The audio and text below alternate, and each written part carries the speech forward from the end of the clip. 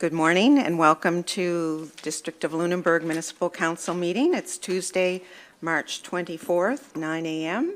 We have a very full agenda today, but we'll begin by acknowledging that we are in Mi'kma'ki, the traditional territory of the Mi'kmaq people, and we are happy to share the land with them.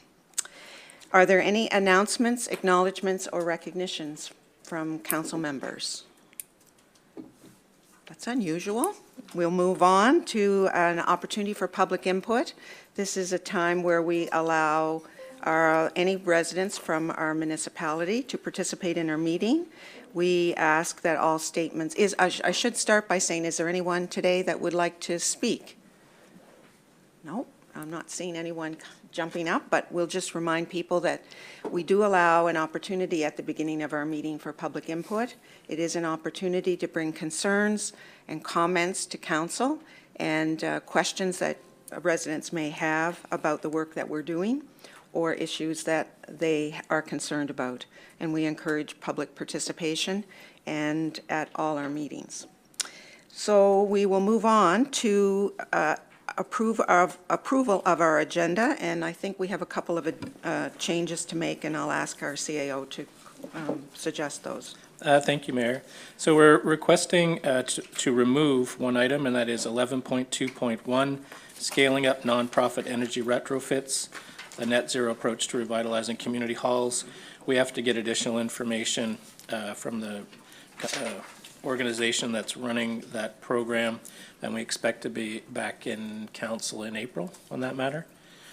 And I'd like to add two items, both under 14.2, an in-camera item, litigation and potential litigation under section 22.2F of the MGA, and 14.3, a personnel matter under section 22.2C of the MGA. Thank you. Would someone make a motion to approve the agenda with those additions? It's moved by Deputy Mayor Vino, seconded by Councillor Burns. All those in favor indicate by raising, Sorry, I'd like to speak on the motion. Okay.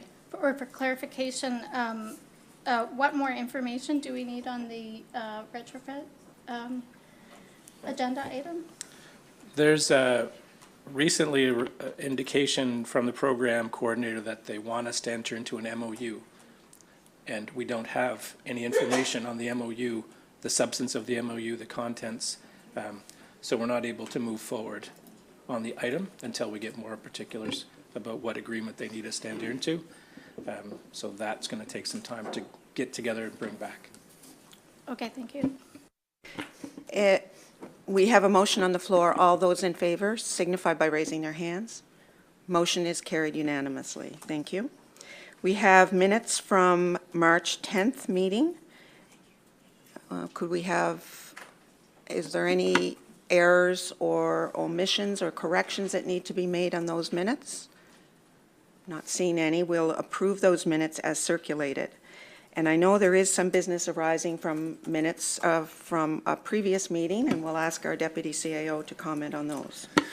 Yes, we did have some public input at a budget meeting, which isn't for the approval. Those minutes aren't for approval today, but we do have budget back on the topic, so the Director of Finance and I worked together to prepare some information just to make sure that Council wasn't without that information when you saw the budget next. So the questions were around tax burden, rising costs, and growth in staff size. So just some quick points around each of those.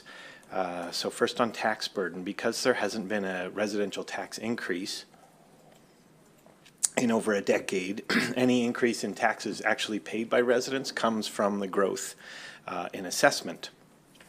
So 89% of properties in the municipality, residential properties that is, are in the capped assessment program, which means their assessment can only grow by a maximum of the amount of inflation. So over the period of years that were in question, from 2020 onwards, average CPI increase for the CAP program has been 3.1%. This year it was slightly less at 2.6%. So just to translate that to what that actually means for residents, the 89% of homes are capped. average assessment around $250,000, translates to a $54 increase in taxes. So there is growth, but that should help quantify what the growth is for an actual average household. In terms of factors that are driving that cost, there are obviously growth in government expenses. The single largest piece of growth that we see in the municipal budget are mandatory provincial contributions. So areas where council has no discretion make up now 58% of council's budget. So it's grown from $20 million to $28.8 million in the proposed 26-27 budget. Just looking at education and policing costs alone, so these are costs that council can't choose, you can't get out of them, you have no ability to reduce or eliminate these services. They make up $17.2 million of your proposed budget. And then in terms of growth in staff size, there's 3 areas that have been driving growth in staff since 2020. So the largest growth is as a result of our shared building service. So we've added 4 new positions in relation to that. However, this is as a result of absorbing the work of partner units that have joined the shared building service. So there's a reduction in staff in those units. We administer the program and then we recover those costs. So you see the increase in staff at MODL. It's not actually a change in terms of the total staff complement. It's a change in how it's distributed between units and in how the costs are recouped. The next area that we see increase is driven by changes in provincial standards. We've had the addition of, for example, 2 planning and development positions to staff up to provide for the minimum planning requirement that's coming our way. We've also increased the number of part-time assistant emergency coordinators and added in our regional function community readiness coordinator. And those changes have put us in a position to be largely compliant with the province's new emergency management standards. I would note that the pressure isn't finished. The province always retains the discretion to change those standards. 2 factors that are going to impact us in the next fiscal year and beyond would be privacy management and fire standards. So we'll have to wait and see how those play out for us. And then obviously we do have some new positions that are tied to new services that council has decided we should be providing to residents. So we have a new climate position. This is allowed for sustainability and conservation work, and we'll now be taking on loan management so that we can provide those efficiency and core water services to private residences. We also have additional engineering staff and a new wastewater operator. So this has helped with council's expanded capital budgets as well as our new operating requirements at the expanded Cookeville wastewater treatment plant. So we just wanted to make sure the council had that information before we get to the budget deliberations later in the agenda. Obviously, your staff would be more than happy to answer any questions when we get to that portion of the agenda. Thank you very much. That was a good summary for us, I think, to look at some of the key areas that we know we get questions about. And so it's good to have that on the record and for our own references as councillors. We will move then to awarding of tenders and the award of RFP for a multifunction digital photocopier and printer. And Ms. Barry.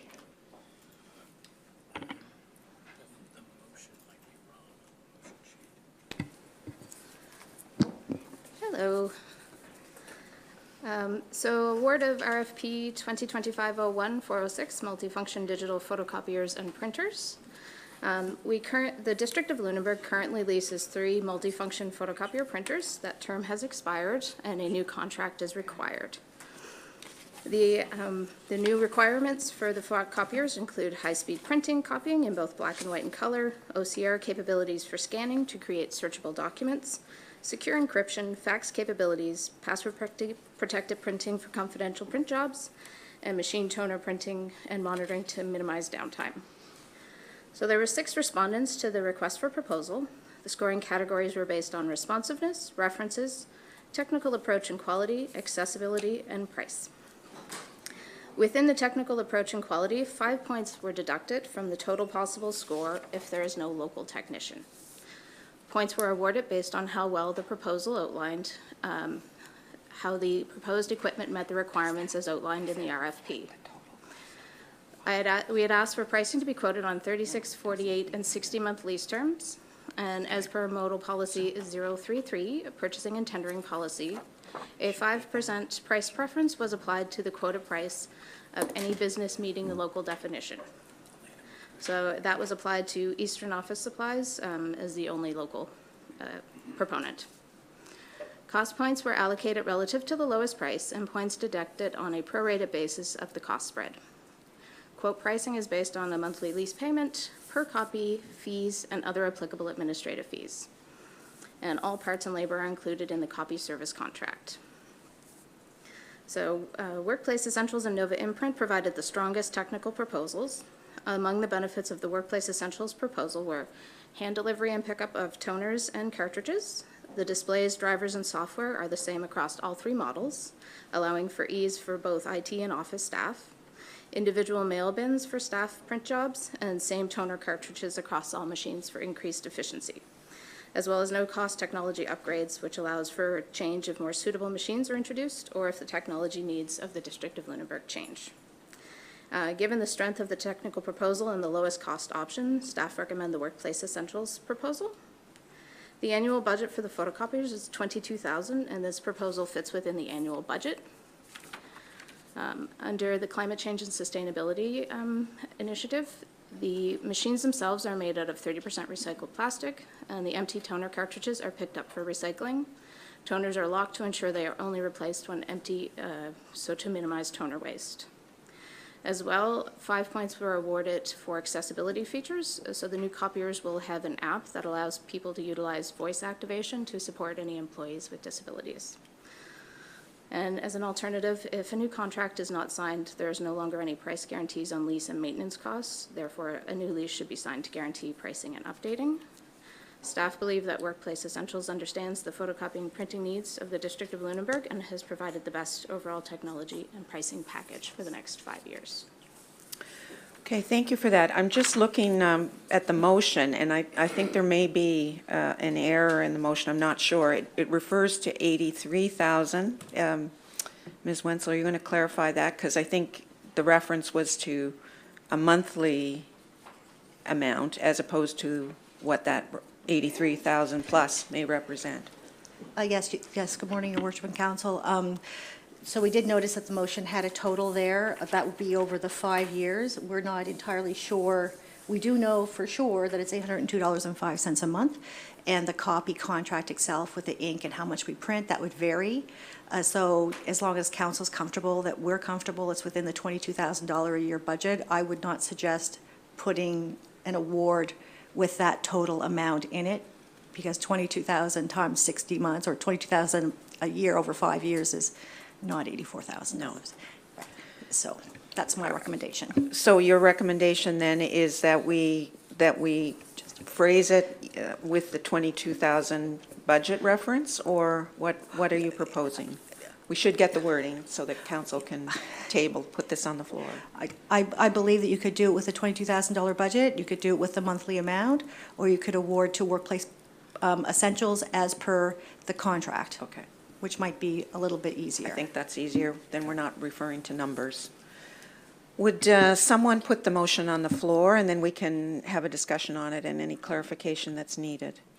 Councillor Moore. To Mayor McLean-Ball and members of council, I move that Municipal Council award RFP 2025-01-406 multifunctional digital photocopiers, printers to Workplace Essentials as per the contract. Thank you. Is there a seconder for the motion? Seconder for the motion. Councillor Reinhardt. Are there questions? Deputy Mayor Vino. Thank you. I just wanted to point out that the report is well presented, and I thank you for that. I do personally find it beneficial when you include in the report the cost of all the companies for context and comparison, just as a comment going further. I don't expect you to list all the costs that are there now with this short-term notice, but I do find that beneficial when you list the cost in the memos and reports going further forward. Thank you. Any other questions? All those in favor of accepting the motion as presented signify by raising their hands. Motion is carried unanimously. Thank you. We'll move then to the award of RFP for the CES Building Cleaning Service. Ms. Butts.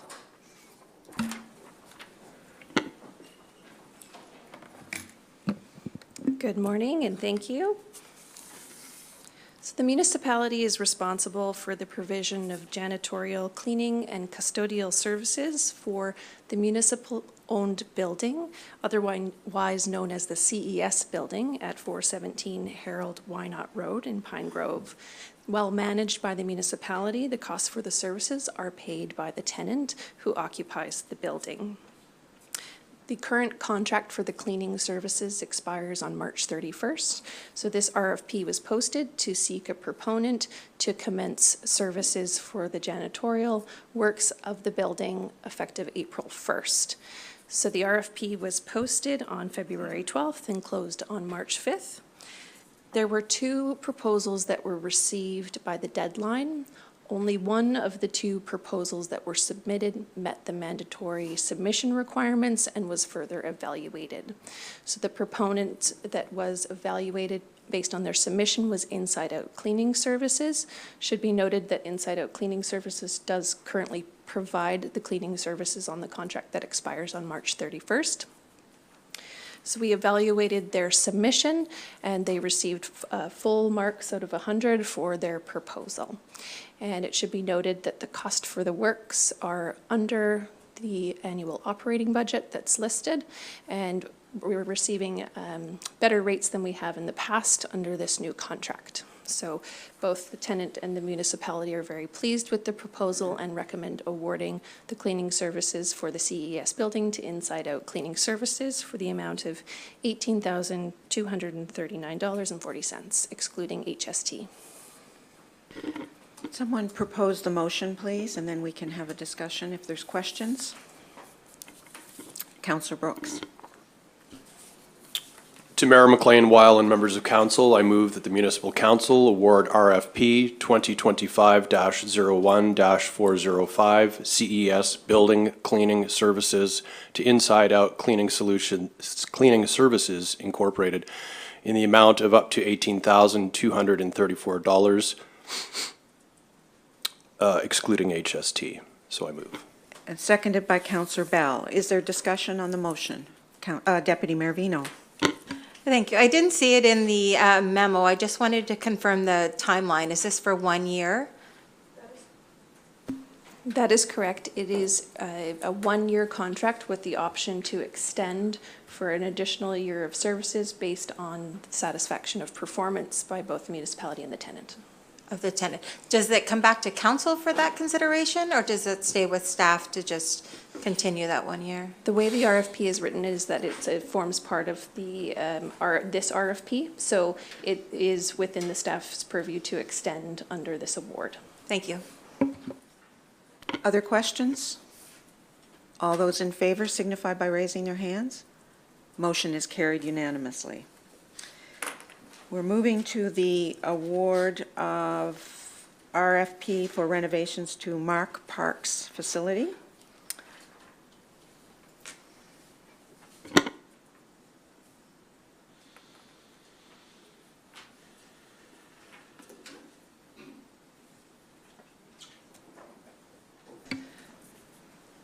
So I am going to stay here, and I'm also welcoming Andrew Amos with Catalyst Consulting, who is supporting the municipality in delivering the services for the MARC project. So in February of 26, the municipality issued RFP 2025-01-409, seeking proposals from qualified firms to deliver renovations and new construction works at the MARC, otherwise known as the Municipal Activity and Recreation Complex in Dayspring. So this project includes construction of a new approximately 4,500 square foot programs building through a design, build, delivery model, together with construction management services of additional scopes of work, which include demolition of existing structures, development of an inclusive playground, and construction of a covered program area, barn renovations, and other site works.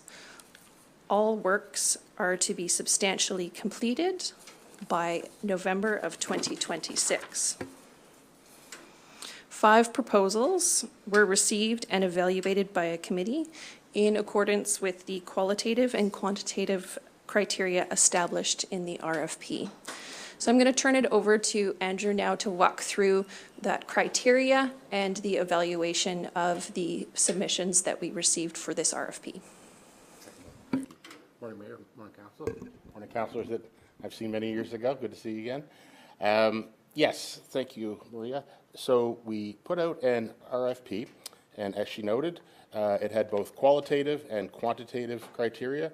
So qualitative criteria you see above you, quantitative in terms of costs. So there was a lump sum component for the programs building, and there was a cost for the construction management services of the others. So we identified in advance the criteria and the weightings.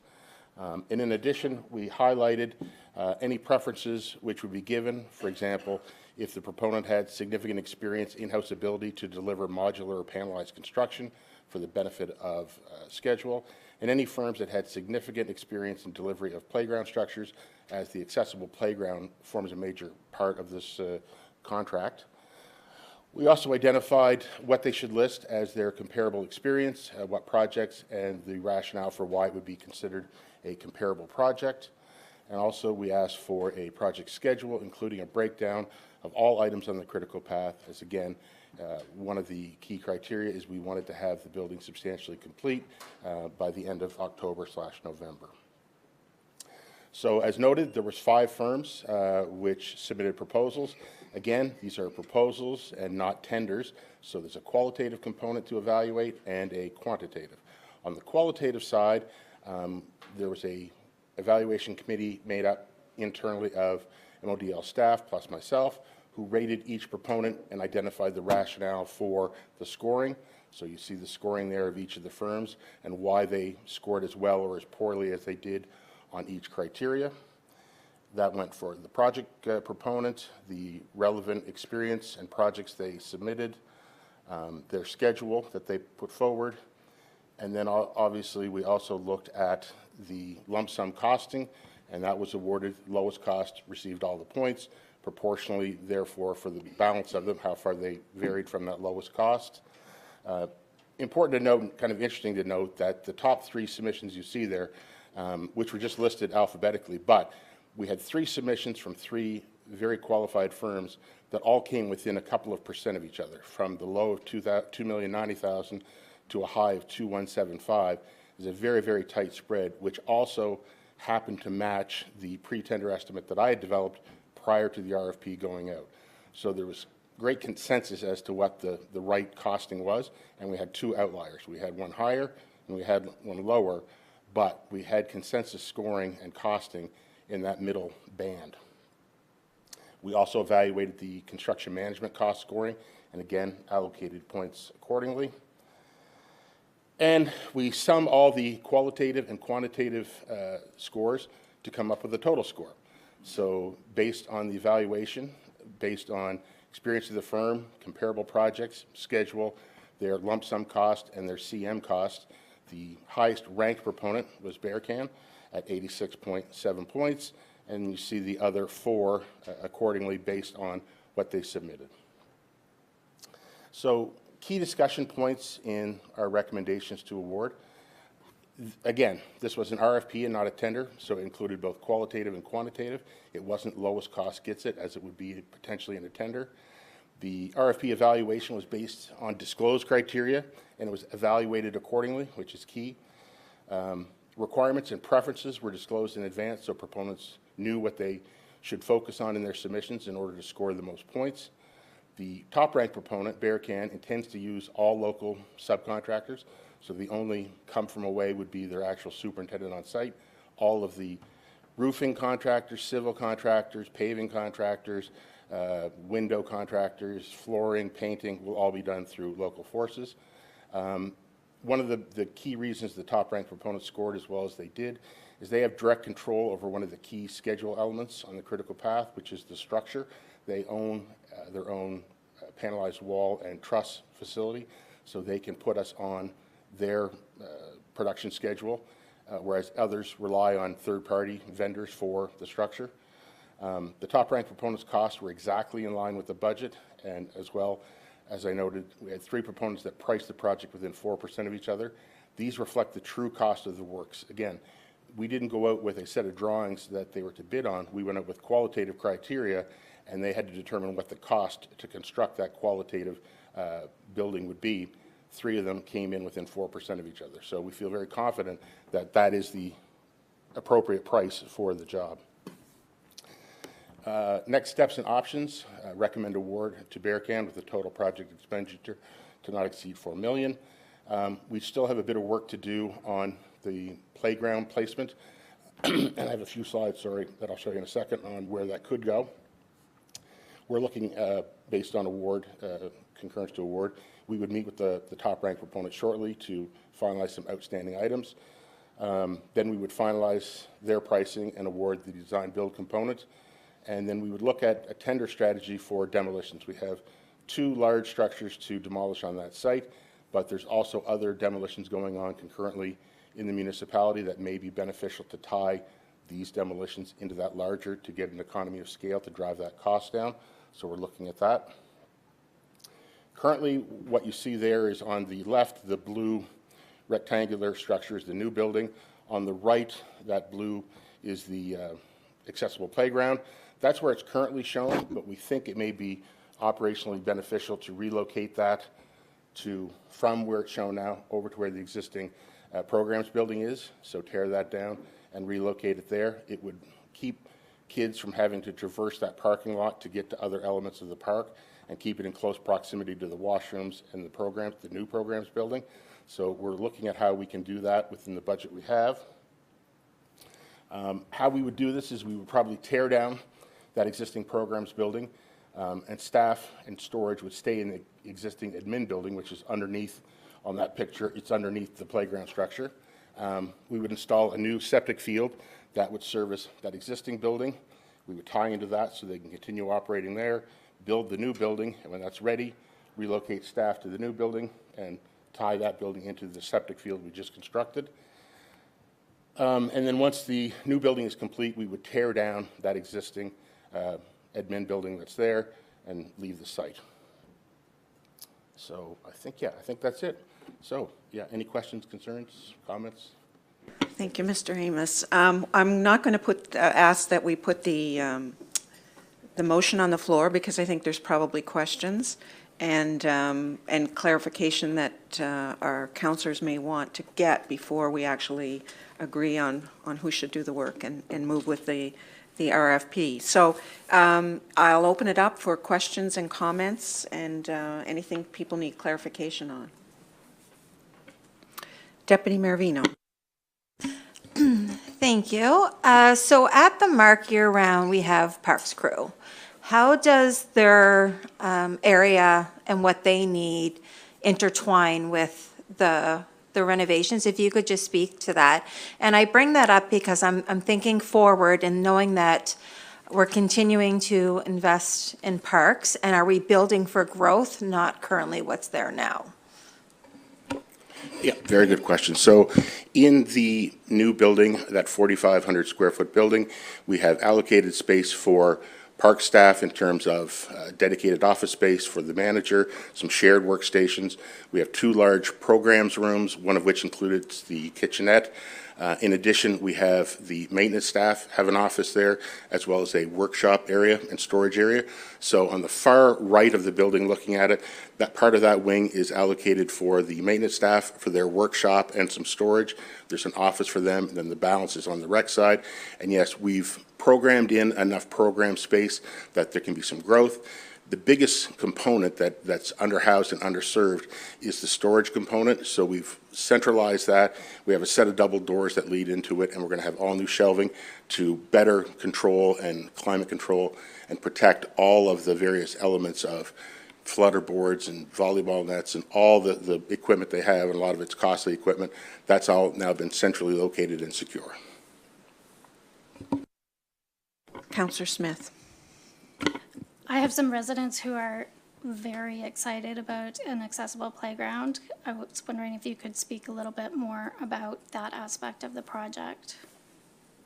So we intend to put together a scope of work. We have a budget allocation within the total $4 million, and we're going to go out to vendors that specialize in accessible playgrounds. And chances are we will do an RFP for that, where there'll be qualitative criteria and cost criteria. We'll come back through staff and look at what's the best mix. But we have a decent budget based on precedents in Nova Scotia where we've seen similar. We can build a really, really nice accessible playground with enough features that it appeals to everybody across the spectrum, age groups, and also levels of ability. So we're looking at providing something that's really going to serve the widest swath we can. And I think having it located closer to the programs building, away from the parking lot, will benefit that. A lot of kids like to run, they get out, and we don't want them, and staff were very clear, we don't want them running out in the parking lot, so having it located off to the side, close to the washrooms, close to the programs building, and oversight from that, we think is the best location. But yeah, we have a good footprint, we have a good location, and we have a decent budget to provide a very nice one, but we'll look at what all of the different vendors are offering. Some may offer something that we really, really like. We'll do a quality versus cost comparison on that. As a follow-up to that, are there going to be opportunities for consultation, community engagement around what that accessible playground includes as features? Comment on that. So we do have our accessibility coordinator that is part of the review for all of the different elements. We, even on the programs building, had a meeting to making sure we were considering all elements to build into the facilities, because there will be a public universal washroom in the new building as well. So very similar, at that time we started having conversations about the accessible playground, and so lots of really good conversations there. So the intent would be certainly to engage the community that is most served by the new features, and our accessibility coordinator will be key component in that. I think we did not build in a public engagement piece in this work, so we'll be relying on the accessibility coordinator to provide input. That's part of this. Which is part of the service that the accessibility coordinator provides us. Councillor Oikel and then Councillor Hubley. Thank you. I'm just wondering who's going to all be in that administration building, and is it able to be built in such a way that if we need to add on to it, since it's a kind of a module type of a thing, that it can be? So as to which specific staff, I'll rely on your staff to give advice on that. But yes, it's specifically built in that rectilinear form that it can expand in either direction, or there's also that doesn't really show, but there's a little wing that comes out to the south that has some offices, so we could extend it in either of those or any of those three directions without impacting it in the future. So if it needs to grow, it can grow. In terms of the staff complement, it's set up that the park staff who are year-round will be in that the new building, and then there will be a seasonal complement of recreation staff that come in that run all the programs through the season for all of the recreation programs. Now, in the old Mark building, a lot of community members were able to rent space. Will the space be big enough for many of these groups to re-rent? Some of them were like dance groups and exercise groups, so will the space within the building be large enough for them?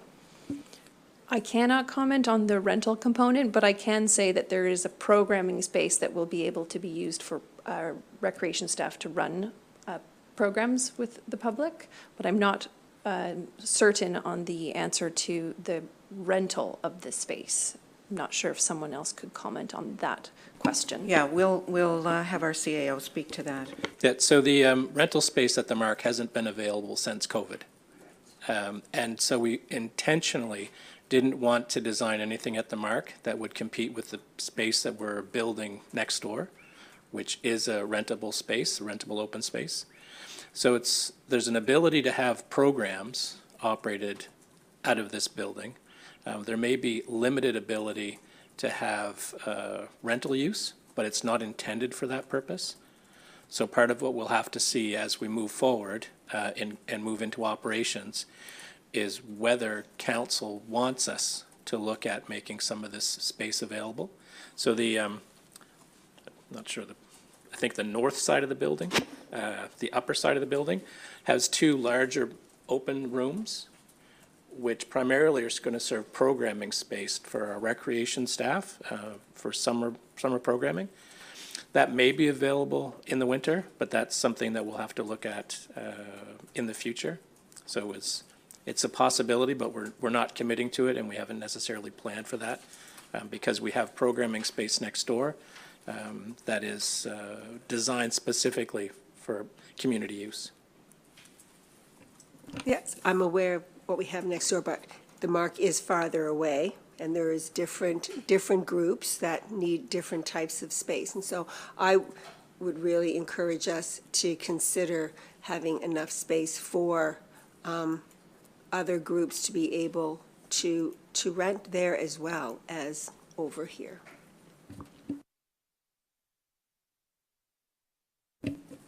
Thank you. Absolutely. I have a couple quick questions.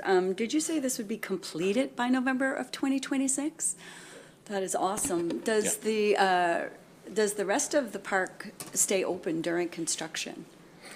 Yes, we're going to isolate the areas that we're doing the construction so the balance of the park can operate. There'll be some changeover when we tear down the existing building and relocate, but that'll all be fenced off. But yes, the intent is to keep the balance of the park open. Wonderful. And one more question. Is that main building one floor? Yes. One level? Yeah. Okay. Slab on grade, one floor. Yeah. Thank you. Deputy Mayor Vino. Just expanding on to what Councillor Oikel said about program space, I can think of at least 3 inquiries this past winter of people wanting to rent the facility for a birthday party and make use of our sledding hills. So it's something to take into consideration. It'd be really great to be able to offer that space for those that want to make use of the grounds and then have an indoor space. And I anticipate that we were going to get some letters on that. I haven't seen them come in yet, but just requesting that they would like to use that space for that purpose. Deputy CAO. Certainly, it would be wonderful to have purpose-built space available for rental. It is important to remember that council has provided a finite budget for the project. So if you hope to achieve the other goals in your recreation strategy around improvements to other parks, the $4 million budget was important. And so creating purpose-built space available for rentals would be an additional component to your budget beyond the $4 million.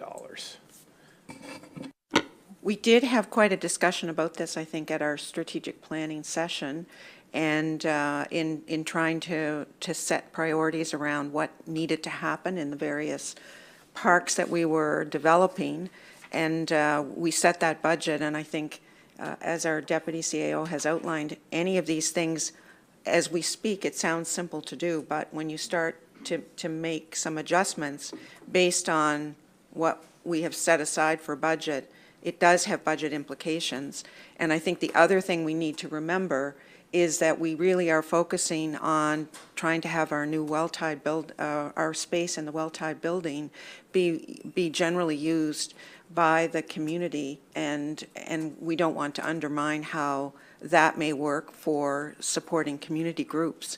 We did have consultation with the public in our decision about allocating space in the well-tide building for community activities, and I think we got direction from them about performance area, size of the location, access to a boardroom, and programming area within that. So I think we need to remember we are putting a lot of resources to that, both through the budget and also through the partnership we're developing and will announce formally today with the library. So it's, I think we have to be a bit careful here about what we're talking about. As I said, it may seem simple to create programming space for the public to actually access, but it is going to really add to the budget, which is not what we originally set when we set the $4 million. Councillor Wicklow. Thank you. Well, I'm just thinking that if it's a program space that's used in the summer by the Recreation Department in the summer,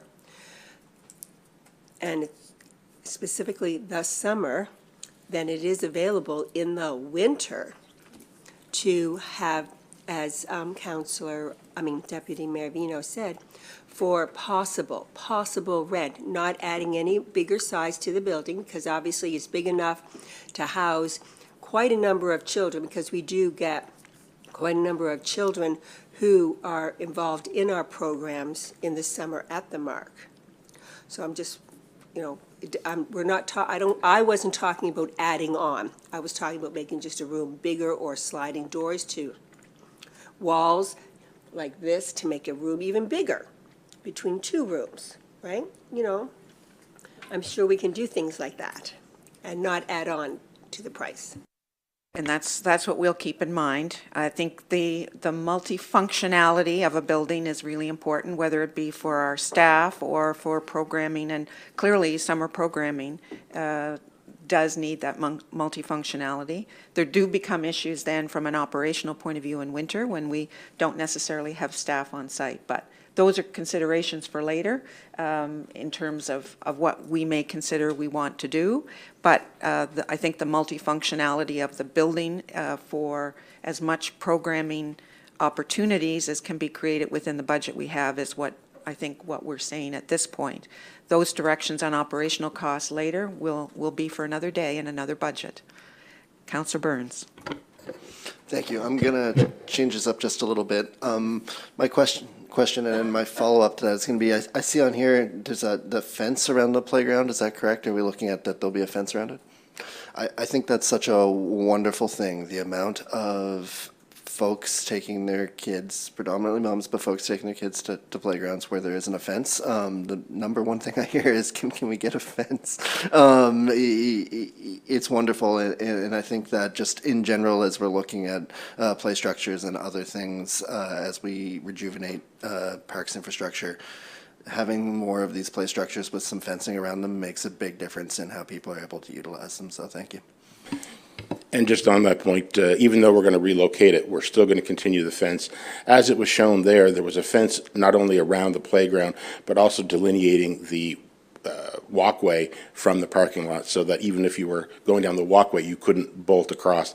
That came, credit where credit is due, that was the CAO and staff that said, okay, we all have had young kids, we've all seen that, so we have to make sure that there's appropriate fencing and where it continues, and then how many gates and what made sense to where to put the gates and how the gates would be operated. So there was a big discussion on that, but that came from your own team, so, yeah. That's wonderful. You're all speaking my language on this. Thank you. Our CAO just said he likes to corral kids, so he's got 5, so I think he knows about corralling. Other questions on this? It is very exciting to be at this stage, and I think we're all looking forward to what's going to happen. So we're entrusting Mr. Amos to make sure it all falls into place and that we meet our scheduling timelines, which we all hope we can do. So I think with that, I'll ask for someone to put the motion on the floor. And Councillor Brooks, thank you. To Mayor McLean-Weil and members of council, I move that the Municipal Council grant pre-budget approval and award RFP 2025-01-409 Construction Management Services renovations to Mark's Parks facility to Bearcan Group for an amount not to exceed $4 million, including net HST. And a seconder, seconded by Councillor Bell. Is there further discussion on the motion? Or any discussion on the motion, I should say. All those in favor signify by raising their hand. Motion is carried. Thank you very much. Thank you. And we'll move to the award of Community Hub Commercial Kitchen Equipment, 7.4. Mr. Waters.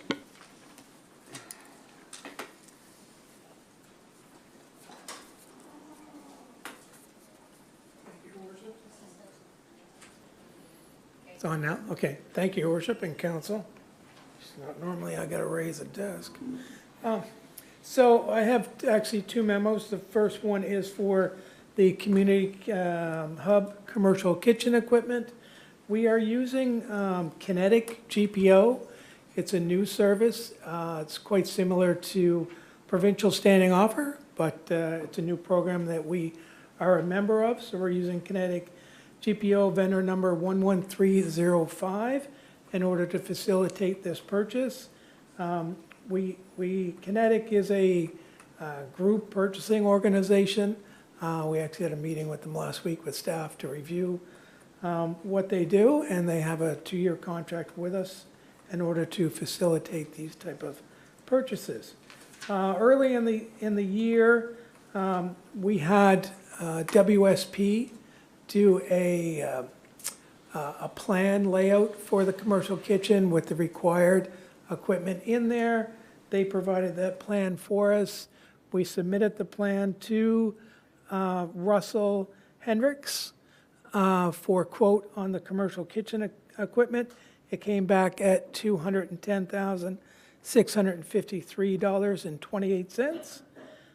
That does cover all of the commercial kitchen downstairs, as well as the kitchen equipment in the Business Hub Lounge upstairs. It does fall under our budget for the Community Hub. It actually falls fairly close to in line with what WSP had quoted. We went back and had a couple items adjusted and actually ended up being a little bit below what WSP had projected for the price. And we are, staff is recommending that we move ahead with this purchase. Questions for clarification before? Okay, Councillor Brooks and then Deputy Mayor Vino. Just for clarification, was this an RFP that was put out that involved other people, or was Russell Hendricks the only person bidding or involved in this? No, it's with Kinetics GPO, which does that on our behalf. So do we know that they seek the lowest bidder on this? Absolutely. It'd be the same as the provincial standing offer. They submit an RFP, people submit to it, they evaluate and provide the best and lowest options for the members of their program, of which we're one of those. And do they share that information back with us, who those bidders were? The reason I'm asking is, Russell Hendricks is one of the most expensive people. So I'm just curious to know who the other bidders were, because I'm shocked, actually, that Russell Hendricks was the one that was chosen. Honestly, I don't know. That this is an ongoing thing with Kinetic GPO. I don't know who their bidders are. Russell Hendricks is well-respected in the industry, and we did not go with their top-line products. We went with moderate products. They do provide a list of options that you can go with, and we actually went with the more moderate options. We wanted to make sure that we had equipment that was going to be last for an extended period of time, so we didn't want to go with the cheapest options that they had. But in the same boat, we didn't go with the most expensive options. We went with the middle. They had provided a quote. It was $275,000, and we went back and looked at the other options that they had. Just to follow up, is it possible, Mr. Waters, in the future that we could see when Kinetics does that, so for full transparency, we can see the other names of people that they've dealt with? Because that would be really helpful for me as a councillor. Sure, I can. I will be bringing other items moving forward. Some of the items with Kinetics, they actually have multiple vendors. Furniture is an example. I'm going through an exhaustive process right now, looking at the furniture vendors that they have and making sure we're getting the best product at the best price. In the kitchen one, there's a few with Kinetics, they have sole individuals. In the kitchen, commercial kitchen realm, Russell Hendricks was their vendor through their RFP process. In others, they actually have options that you can go through. So happy to do that, and I will in future ones. Thank you, I appreciate that. Councillor Burns asked one of my questions. The only one I had left came from a resident, and that was, what do we pay to be a member of Kinetics? Gee, that's a good question. I don't believe we pay anything. Yeah, it's zero. I'm looking at engineering because they actually gave me the lead on Connects. We don't pay anything. We're just a member. Okay, that's good news to It'd be no report different back. than the provincial standing offer. We don't pay to be, access the provincial standing offer. It's same deal. Wonderful, thank you. Yeah, just Yeah. to You want to follow up explain that a on the little? broader picture, councillors may be familiar with Canoe. They show up at a lot of your conferences, educating council members about their standing offer process. Kinetics GPO is another standing offer service. So it works the same way. It's not that Dave's equipment was put out and then Kinetics GPO collected bids on that particular scope of work. Is that they have rosters of suppliers for various different products and services. And so they're able to connect us to high quality and generally at lower cost because it's advantageous for those companies to be in those rosters. So it works, as Dave has said, similar to the provincial standing offer or Canoe, which is another one that councillors might be familiar with. We did look at the provincial standing offer, but they didn't have a supplier for commercial kitchens. So it was actually quite beneficial that Kinetics actually does, and as you pointed out, a high-quality provider, so we're quite happy with the equipment. And follow up to that, then companies like Canoe and Kinetics, do they make their money off of supporting companies? Like, what do they get out of it by being the go-between? They get a percentage, Of it, okay. is what they would do. It's quite small, but their volume is quite high, but it would be a percentage. So the vendor would reduce their price and they would get a percentage. Councillor Smith and then Burns.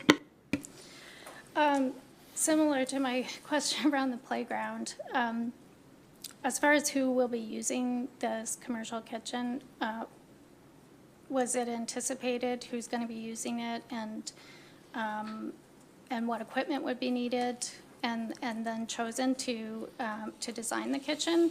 Wonder if you could say a little bit about what's actually going to be available in that kitchen and who can access it. Yeah, we actually did two engagement sessions on that, one quite early on when we did the original plan for the community hub. So there was feedback that was provided on that. And then last year or the year before, we went out and did another one to see what kind of uses. So we took that information, provided it to WSP to build out a commercial kitchen for that use.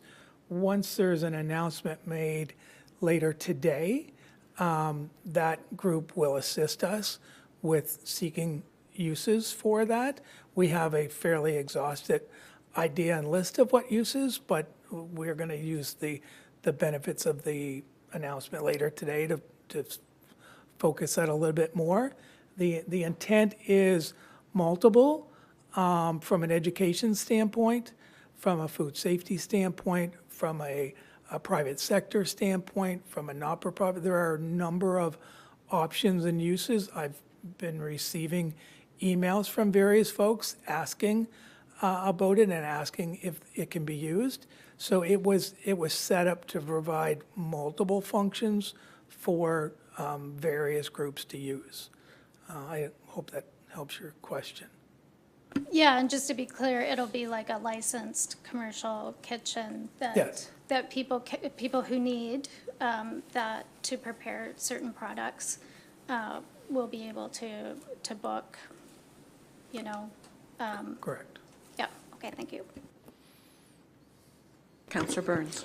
My question was actually I think similar in line, it was just a lot of folks who will see the price tag on the commercial kitchen don't always have the same context as to what equipment is going in. So I was wondering if you just spit off a few examples of the equipment. We know commercial stuff is more expensive than what would go in like a fire hall kitchen right now.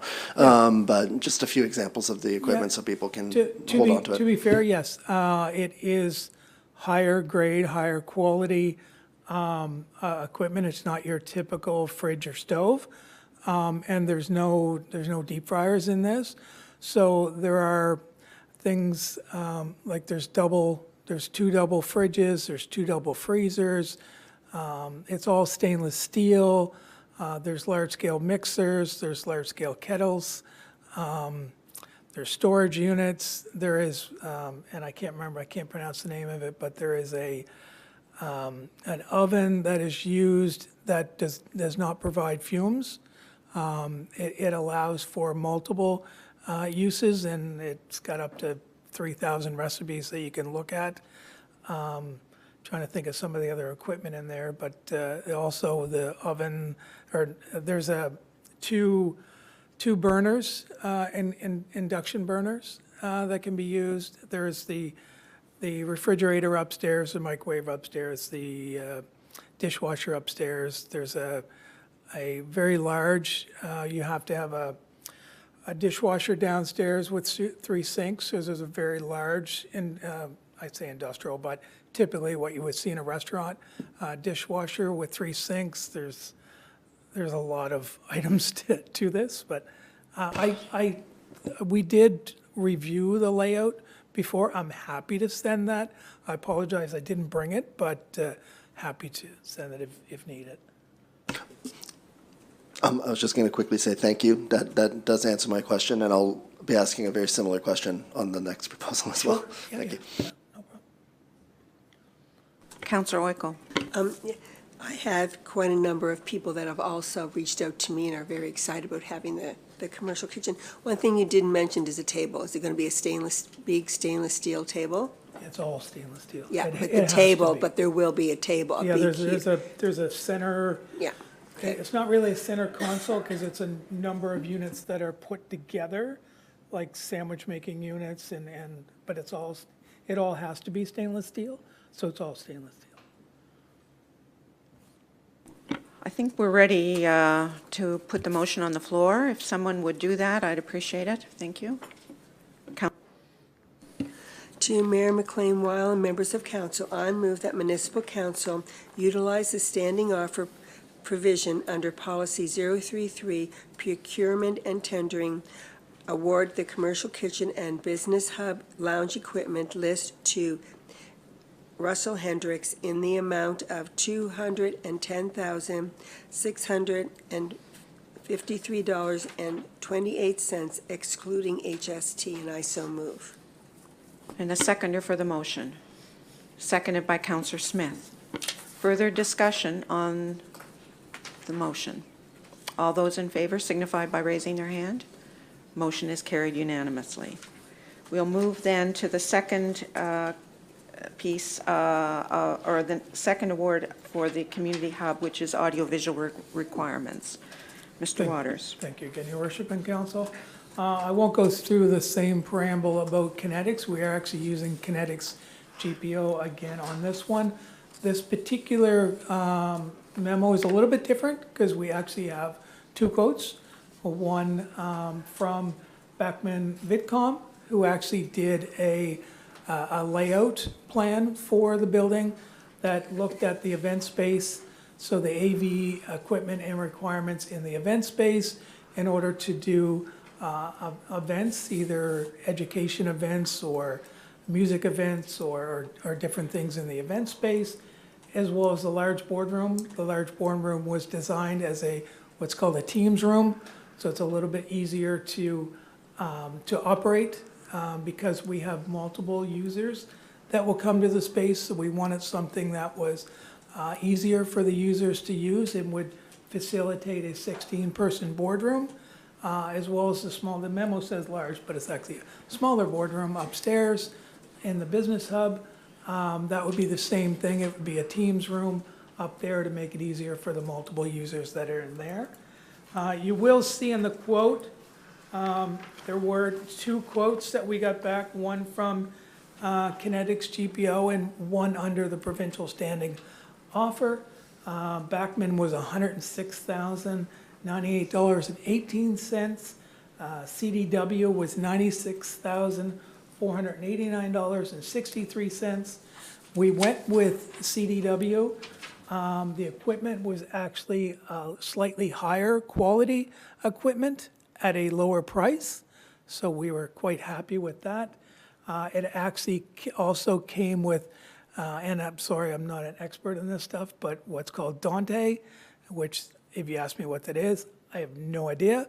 But the radio station asked when we had the Backman Vicom quote if it came with Dante. It did not.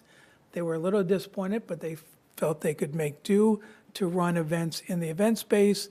The CDW quote actually came with Dante, so they were quite happy with that as well as we put a 3-year service contract on the CDW equipment, so the folks running the program space would have 7/24 service. It is remote service, but it is 7/24 service to make it certainly easier for the staff that will be managing that equipment. And with that, I'll open for any questions. Questions on this? Councillor Smith.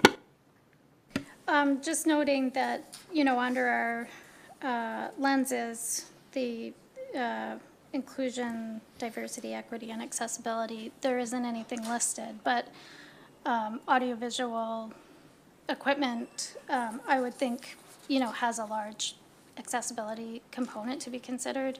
Was our coordinator brought in on this or Yes. offered any kind of advice with the RFP? Yeah, we've reached out in advance on a number of things in the community hub, and what feedback was provided for that to help us out. Okay, that's great. That's great. And just a follow-up, I would love to know what's being included in the event space. I think I'm kind of envisioning a performance space. So does this equipment include performance type equipment, AV equipment, or is that, or are we expecting performers to supply that equipment? It's kind of a yes and no answer. It provides the backbones in order to do that, but if you wanted to come Friday night and do a jazz session, you would need to bring your own, amplifiers and that kind of stuff and plug in. But the AV would be set up with the speaker system, with the connections, with the backbones. Again, I'm not a hugely technical person in this, but it does allow you to do that, if that's what you're referring to. There is a large screen, there's a projector, there's a side screen, much like one up here. There's a speaker system and all those kind of components, but if you wanted to, like say, to do a music event, you would bring your amplifier and your guitars and all that kind of stuff in to do that. Other questions? Someone put the motion on the floor, please. Deputy Mayor Vino. To Mayor McLean-Weil and members of council, I move that Municipal Council utilize the standing offer provision under Policy 033, Procurement and Tendering, award the audio-visual requirements for the Community and Business Hub to CDW in the amount of $96,489.63, excluding HST. And I so move. Seconder for the motion, seconded by Councillor Hubley. Further discussion? All those in favor signify by raising their hand. Motion is carried unanimously. We do not have any presentations this morning and no considerations of correspondence. We'll move to recommendations from our Policy and Strategy Committee meeting, which was held last week on Tuesday, which would have been March the whatever, 16th? 17th. And one is on the approval of a policy on active transportation. Do you want to make a little summary of it? Sure.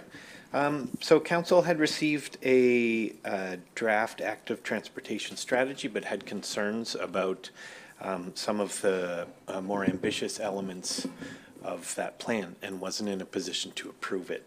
So staff adopted a different approach and prepared a policy for council's consideration. So the strategy, while is a public document, but the policy gives some guidance about how it will be implemented in future capital budget years and establishes principles and criteria that council can use to evaluate those projects as they come forward. Would someone bring the motion forward, please, to the floor? Councillor Smith. To Mayor McLean Weil and members of council, I move that Municipal Council accept the recommendation of the Policy and Strategy Committee and approve the new Policy 103, Active Transportation, as presented. And a seconder for the motion, seconded by Councillor Oikel. Is there any discussion on this? If any of the public wish to see the full discussion, referring to our YouTube video from March the 17th would be the appropriate place to find. I think there was quite a good discussion there. All those in favor signify by raising their hands. Motion is carried. We'll move then to the dissolution of the Miller Point Peace Park Advisory Committee. Similarly, this item was discussed in... I'm hearing some. Just with the last motion, for the public record, to state those that weren't in favor of the motion on the record, we usually do. Thank you. I think it was Councillor Bell. Okay. Councillor Bell did not support the motion. Yeah, thank you. So on the dissolution of the Miller Point Peace Park Advisory Committee, the full discussion again took place at the Policy and Strategy Committee meeting. The committee themselves suggested that there is no further need for the advisory committee, and council the committee recommended to council that we proceed with the dissolution. Someone put the motion on the floor. Councillor Brooks, please. To Mayor McLean, Weil and members of council, I move that the Municipal Council accept the recommendation of the Policy and Strategy Committee and approve the dissolution of the Miller Point Peace Park Advisory Committee, effective immediately. And a seconder for the motion, seconded by Deputy Mayor Vino. All those in, any discussion? All those in favor signify by raising your hand. Motion is carried unanimously.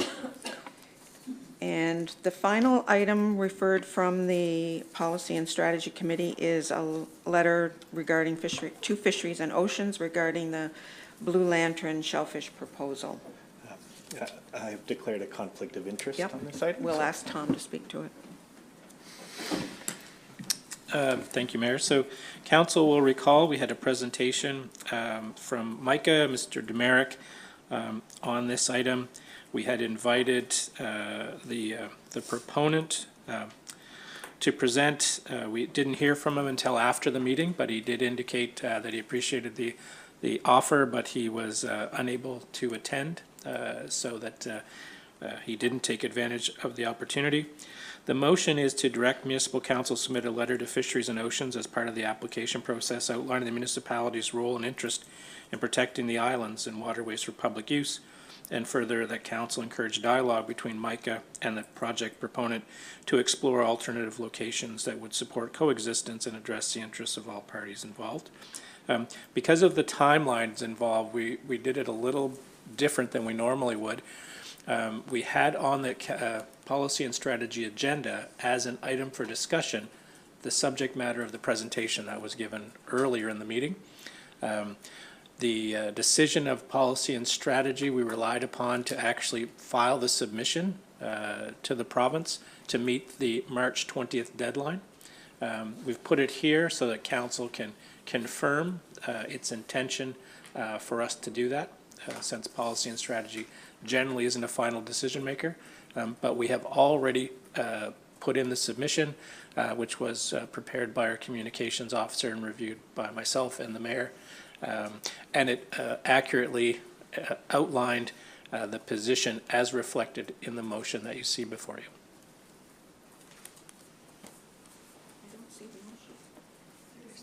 Oh, sorry. What I just read on the policy and strategy summary. Councillor Bell. For the legal purposes, I will make a motion to that effect, and I would like to speak on it if it's second. Okay. It's been moved by Councillor Bell, seconded by, do we have a seconder for the motion? Seconded by Councillor Moore. Thank you. I did have a prelude of the letter that was sent, and I think it very accurately reflects the discussion that was around the table here. For the record, I want to make sure that in that discussion, I said I was not against kelp fish farming, and I'm not against scallop farming. It's industries that we need. My concern was the large plot of water resource area that was possibly approved for this venture. And my concern was that the water has to be shared. And I was concerned with the navigational routes that may be impacted on this, because I think that we know there's a large number of sport sailors and marine vehicle users, and that the navigational routes that may need to be changed here, I felt could pose uncomfort or possibly safety hazards to those who might have to go on the outside of the islands to go between 2 points in inclement weather. And I only wanted a discussion to be done between all parties to see if they could tweak it a little bit. I think that there was one other thing, and now I can't think of what it was. But that was the main thing. So I think our submission reflected, well, I know, I shouldn't say I think, I know, it reflected a balanced approach to citing the shellfish farm and a need to work between those users, all of those users, both recreational and commercial. And I think that was reflected in our submission. the other item that was concerning to me is that we have had a very good partner in MICA over the last couple of years in making a substantial investment into making moorings available at the islands that in some cases we own or own in partnership. And I would not like to see that excellent partnership be compromised in any way, because we do it because we want to make sure the islands have public access, and I don't want anything to impede that. Thank you. Other Councillor Smith. I do hope that at some point when it's appropriate that we can have a presentation from Blue Lantern to learn more about this project. I do think that the scallop and kelp aquaculture is a very exciting possibility, and you know, food security, local jobs, sustainable industry. I would love, you know, even if it's just for the information, to have a presentation from them, like I say, where it's appropriate.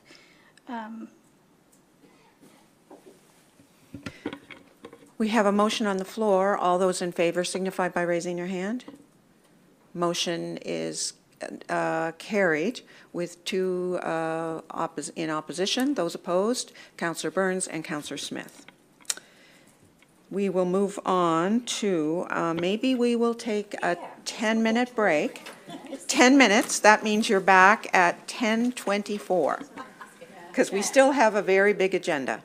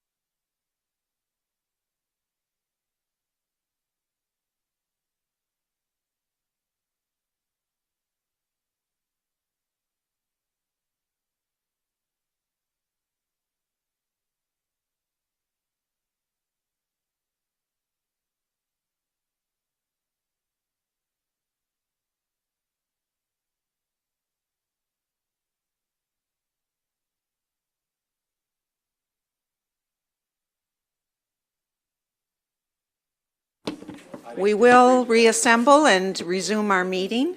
We have a very full agenda today, so we will break for lunch, and because I know we're not going to get through everything on the agenda by lunchtime.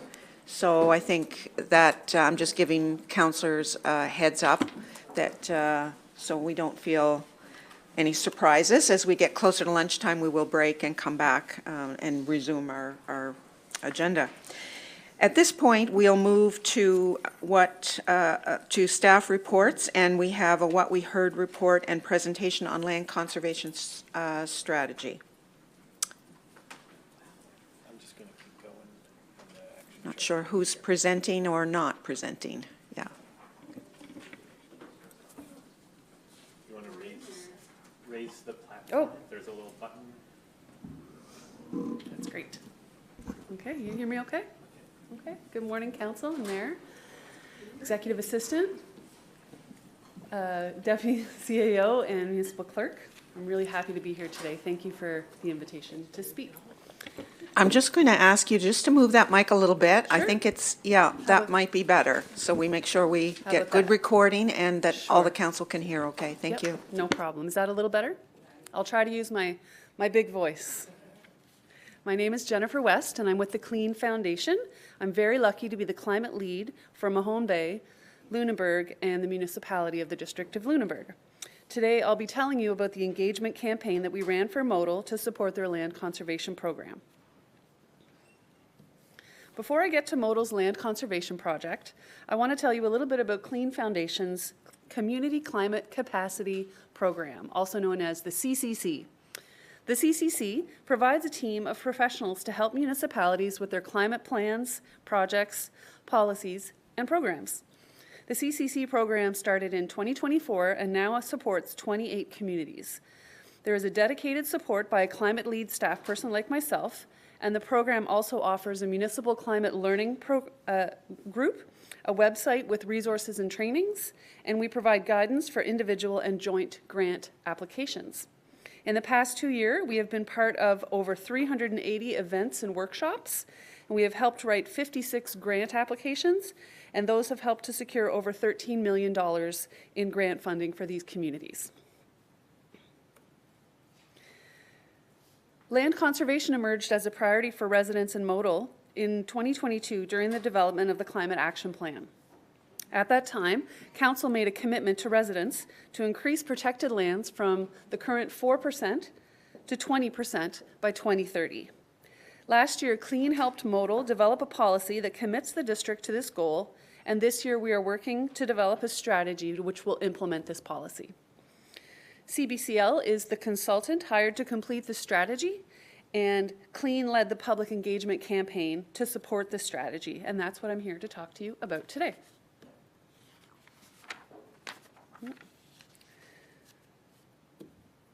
Modal Council approved the land conservation policy in 2025, and I just wanted to put up the priorities that were associated with this policy.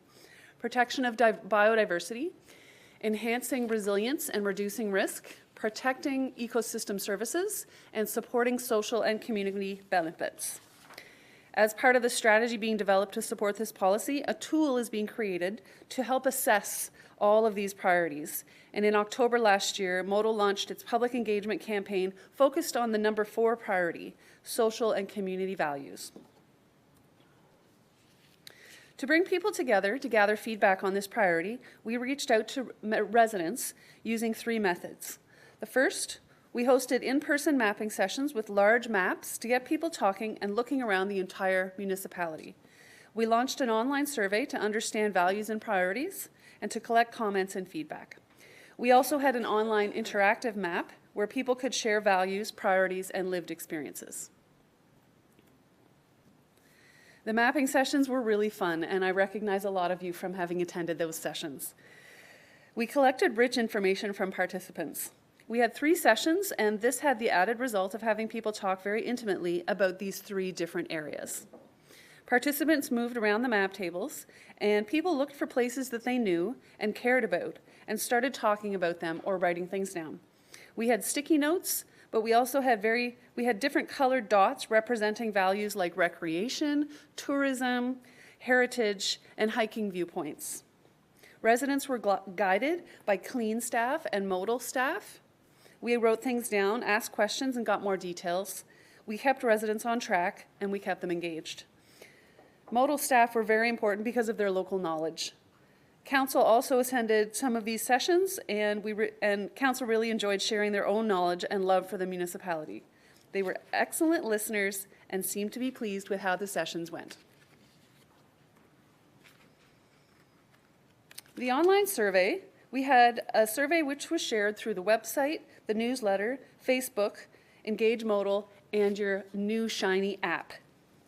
We had 27 questions that helped us understand community and culture and heritage values a little bit better, and we had an amazing response of 338 people.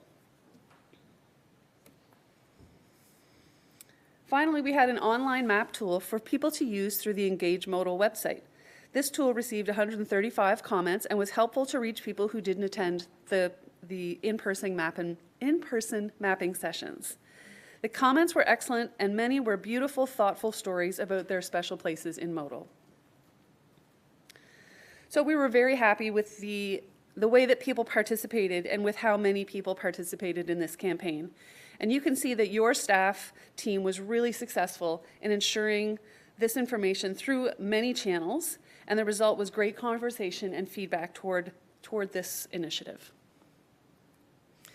So before we talk about what we heard, we wanted to first talk about who we heard from. So in this graph, we're showing the age range of residents who participated in the survey, those are the bars in blue, compared to the 2021 census. We wanted to see if we were reaching all the different age ranges. And this really shows that our participants who took this survey matched very closely the 2021 census. This shows that there were as many young people and old people and everyone in between that participated in this survey, which was very important to us. We found that 89% of participants owned their own, 78% live in Modal full-time, and 9% live in Modal part-time.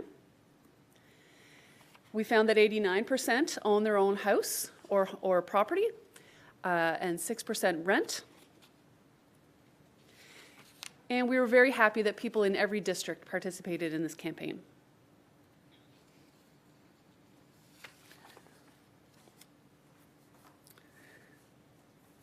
So now we can talk about what we heard.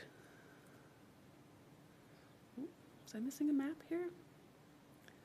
We do have a map that shows the comments from all of the 3 campaigns. I'll make sure the council receives that. It's definitely in the report, which you'll receive later. So we had 4 different themes from this campaign, the online map and the survey. The importance of different types of natural spaces, wetland and watercourse protection, access to nature and recreation, and cultural and historical significance. So we'll talk about the importance of different types of natural spaces. So in this question, we asked residents in our survey, if Modal could only protect a limited number of areas, which would you prioritize? And this really shows that there was no clear winner. There was not one particular landscape or land type that was most important. They wanted to protect all of them. So even though there's not a clear winner, it's still important information that they were interested in protecting all different types of land. How strongly do you agree with the statement, Modal should protect natural areas today that will bring lasting benefits for future generations? 78% of people strongly agreed with this statement and 13% somewhat agree. And this just goes to show the support for all of those different landforms. And a similar statement, protecting natural areas in Modal is important to me and my community, and 84% strongly agree and 7% somewhat agree. This is one of the comments from one of our open-ended questions in our surveys. I think we had 3 open-ended questions where folks could share a story or a location and why it was important to them. So this is just to show the last line is really pertinent, just nature in general. There's not one particular landform, it's all types of lands that were important. Wetland and watercourse protection was another theme. So This is a bit of a messy graph. I'll walk you through it. How important is it to you that Modal protect and promote the following services? And the categories are climate change resilience, water supply and quality, ecosystem services, and plant and animal habitat. And you can see water supply and quality has the largest blue bar. The number in there is 263, and that's compared to the other numbers around 230. So it was a little bit of a leader in the following services, the services that people want to protect. Have you noticed any of the following natural areas, any of the following issues in natural areas around your community? And really, people, again, they're noticing all of these issues in their area. Drought, invasive species such as hemlock and ticks, erosion, fallen or dead trees, flooding, change in wildlife. So when we looked at those open-ended comments, the word water resources came up 71 times. The word river came up 28 times. There were 13 comments that included the word wetland. So it kept coming up in different ways in those open-ended comments. And here's another example. It's critical to start protecting watersheds and protecting source water. The next category, the next theme is access to nature and recreation. How important are each of these activities to you? Community gatherings and cultural activities, business or commercial use, hunting, fishing, or foraging, or recreation. And in this slide, you can really see that recreation is the way that most people interact with natural areas. 232 people said that that was the primary, that was the most important activity to them. When we asked, do you feel that everyone in Modal has equal access to natural areas? This was not a clear home run answer that we were expecting. We see that 36% of people say, no, we don't think that everyone has equal access. So that's an area that we want to keep in mind during this campaign. What factors make it harder for people to enjoy Modal's natural areas? Transportation was a slight winner in this category, and physical accessibility, including mobility and design. So a couple more comments talking about accessibility and wayfinding to make sure that people can get there, and once they're there that they can actually enjoy it. And our last category is cultural and historical significance. Are there specific natural areas in your community that you believe should be protected because of their cultural, social, or heritage value? And 64% of people said yes. And only 10% of people said no. So 26% of people aren't exactly sure. Possibly it's not sure exactly what that's referring to, or where in their community that specifically might refer to. This is the draft map. So I'm not going to comment on this map. It shows some of the comments that we received, but the full map will be in our report. A couple more quotes that talk about the importance of culture and heritage in natural areas. So people talked about, recurring family annual events, learning to fish or hunt with their grandparents, the wilderness area. So it's very much, we got wonderful, beautiful stories about very unique connections to nature. A couple of limitations to this work. We decided on 3 sessions, and we spread those sessions out, both geographically and also chronologically. So we wanted to get as many people as we could. One thing that was a little challenging was that at the time that we could present these in-person sessions was actually the same time that there was another engagement happening. So we could see that maybe some people maybe only had time in their schedules to go to one. So there was a bit of an engagement fatigue there. Next step, the land conservation strategy is in the hands of CBCL Consulting, and we'll be hearing a report or an update from them in the coming weeks or months, and I'm sure Abhi will keep you in the loop about that. And we look forward to implementing land conservation to reach the target of 20% by 2030. That is my presentation. I hope that you will have any questions. We'll open it up for comments or questions. I just want to say I almost felt we should have recorded the conversations around the maps at the engagement sessions, because I was just really touched by the stories that people told about the places that they loved.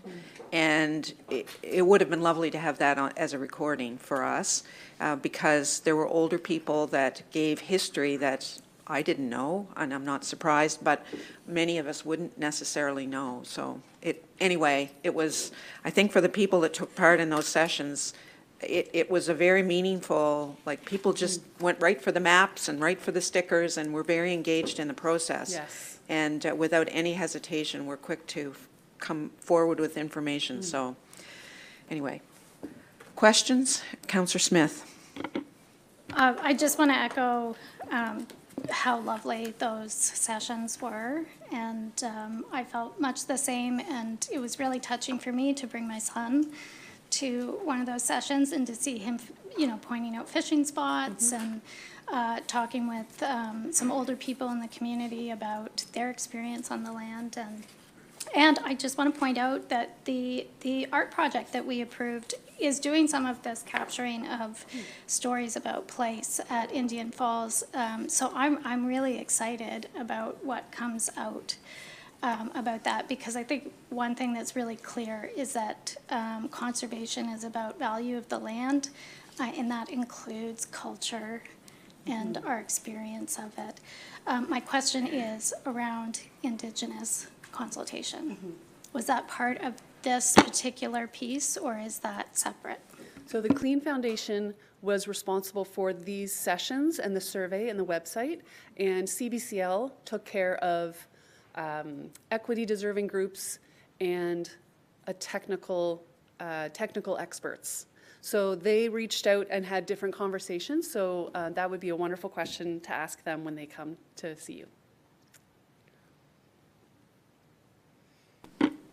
Councillor Brooks. Thank you for your presentation. Could you jump back to, I think, slide 22? Sure. 22. Was it this one? No, I guess it must have been a little bit earlier. It was a reference to trees in the woods. Must have been after, must have been 22 or 3 or 4. Right Tell me here. more. Yeah, right here. This one? So, fallen and dead trees. Can you talk about that as a climate issue? Sure. We wanted to ask folks what they've noticed in their natural areas. And we wanted to try to use as plain language as possible. Fallen and dead trees could mean a lot of different things. It could mean hemlock trees that have fallen. It could mean storm. It could mean a lot of different things. So that was just one category that my team thought might draw out a little bit of curiosity and information. I guess just as a general comment about some of the questions, I'm troubled about some of the lack of specificity. Okay. And so, if all of us were gone tomorrow, trees are going to fall in the forest. Sure. So that's a bit odd to me.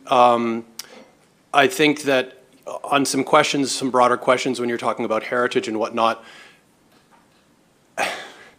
as a survey, it's kind of an open-ended question. You're not giving examples. You're not asking people to give examples. So it's a pretty vague data point. So I guess as we're trying to do this, for me, listening to my constituents and trying to interface with what you folks are putting together, I just want to make sure that we're talking about specificity, because I think the questions that come from the community are where they lack the clarity. And if we can't answer that, it just creates anxiety. So I appreciate your report today. Thank you. Thank you. Yeah, I think on Councillor Brooks's point, the public engagement, people were very specific about spaces that they loved.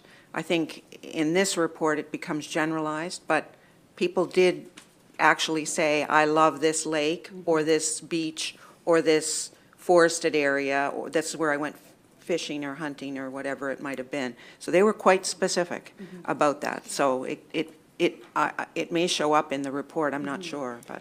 And folks were also very specific about what they did at those places. This is an island that we used every year for collection of chanterelles, gull eggs was a really interesting one. So there were very specific stories that were given.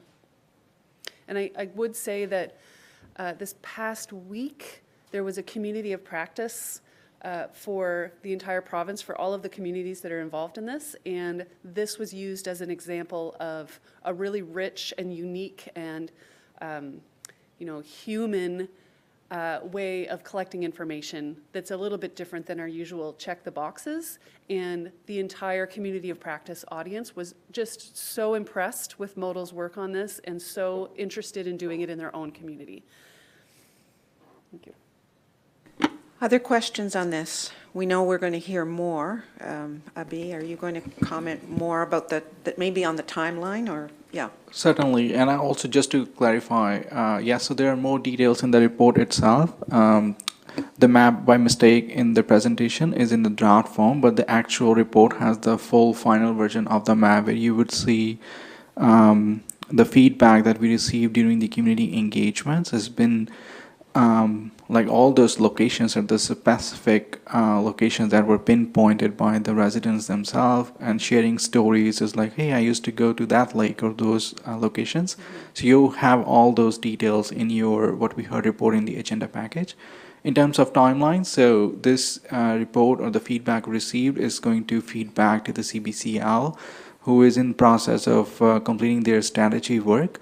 You're hoping the work would get complete sometime in the spring itself, and then CBCL would come back and present the full strategy, because that would also include not only what we heard from the general public, but also what we heard from the experts, like the technical experts who has given us feedback on, hey, are you capturing the right layers like wetlands or old growth forests, and also what we heard from the indigenous groups.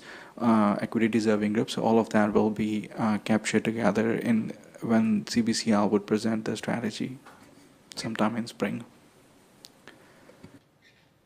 Any other questions? Thank you, Jennifer, and thank you to your staff for the work they did in putting the information together during those engagement sessions. So thank you. Thank you very much. Moving along on our agenda to letter of concurrence, policy 069, antenna sighting protocol. Ms. Schaefer.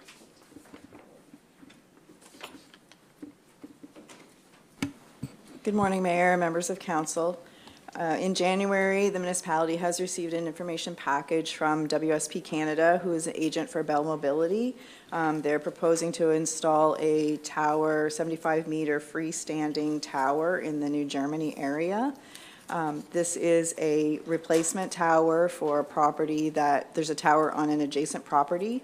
So this tower will be replacing that tower. The existing tower will be taken down once this one is put in place. The municipality has a policy on antenna siting, just to ensure that proper consultation is provided to the communities. So notification was given to residents within the required distance to this location, and there was also a newspaper ad. As a result of the consultation, there were no inquiries other than a few general comments back to the Bell agent. And so now they've requested council issue the letter of concurrence for them to proceed. Any questions on this? Councilor Moore. You can put the motion on the floor, Councilor Moore. Thank you. To Mayor McLean-Wall and members of council, I move that municipal council issue a letter of concurrence for a telecommunication tower at 297 Highway 208, New Germany, PID number 602-63811, as the application has met the requirements of policy 069, antenna siting protocol. And a seconder for the motion, seconded by Councillor Hubley. Discussion on the motion. Councillor Smith. It's not strictly motion related, but on information around the motion. May I? I didn't get to ask a question before we put the motion on the floor. Just when these letters of concurrence come to us, I feel like I'm like, but the real story is how is this going to change cell service in the area? So do we receive any information about how this new antenna is going to improve service? Just because that's kind of what residents are looking for in terms of the story. So just wondering if there's any information from Bell. Yeah, no, there's not. There's basically the application package, and, you know, obviously they've identified that the existing tower is not sufficient, so there's a need for improvement. So they're putting up a taller tower, so that will help improve the area.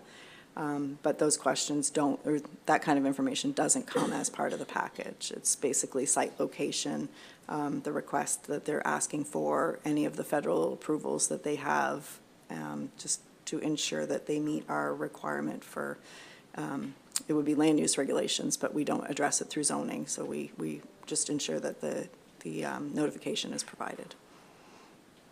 Councillor Wickle. Just for Councillor Smith's information, in the report given, it says that this here tower is going to be replacing the one that's presently there, and the other one will be demolished. So basically, it'll be the same. Any other discussion on the motion? All those in favor signify by raising their hands. Motion is carried unanimously. We will move along then to 11.3.1, which is Engineering and Public Works, Center School Building Demolition and Soil Remediation Project Update. Mr. Pace. Good morning, Mayor and Council. I just wanted to give a little update on the Center School project. Council has directed staff to include the demolition of Center School in the 2026 capital budget. And while the description within that capital budget includes demolition and soil remediation, it's noted that we've allocated $4.5 million to demolish the building, which includes all the hazardous material removal. And also the groundwater monitoring, which is the first step in soil remediation. We have 2 identified areas on the site that have soil contamination. So we're looking at groundwater monitoring wells around the perimeter of those areas to assess the extent of the contamination and to monitor this groundwater quality over a period of a year through all the 4 seasons to establish if there's any migration of these contaminants to other areas of the site. And the cost of this groundwater monitoring is included in the budget of the $4.5 million in the capital budget. So once the groundwater monitoring is completed, we'll be able to determine what or if any further action is required to remediate the site. And so once this is done, staff will come back to council with an action plan and a cost estimate for any work that has to be done. So that'll be done like a year from now. So this year we're looking at taking the building down and doing the groundwater monitoring for the soil, just to clarify what's in this year's budget. Thank you for that. I think that's important because we are hopefully, when we pass our budget next week, this will be approved, and I feel our council is supporting the demolition of the school, but we don't know what we don't know. So this is part of finding out what other issues might be there that need to be addressed. So it may be more than the 4.5 million. Clearly, if we have to come back and look at additional funds to do the remediation. But for now, we'll take the building down, I hope. Are there questions? Deputy Mayor Vino. A comment then leading to a question. First off, I just wanted to say thank you to staff across multiple departments for the significant amount of work that has gone into this site over the past number of years. Since I've been on council, I've seen firsthand the efforts to explore every possible option to use this building in a repurposed way. And based on that work and the legal legalities that we're under, I'm confident that I can explain to residents that we've explored all viable opportunities and thoroughly considered, and we're now at the point where demolition is the only option. Given the extent of these efforts, I don't anticipate any backlash, as there's been clear and genuine attempt for this. My question is, can staff clarify whether this project is expected to be delivered to a single contractor, or will we have to use multiple tenders or RFPs, for instance, taking the building down, removing the asbestos, and then the water monitoring program? Thank you, Deputy Mayor.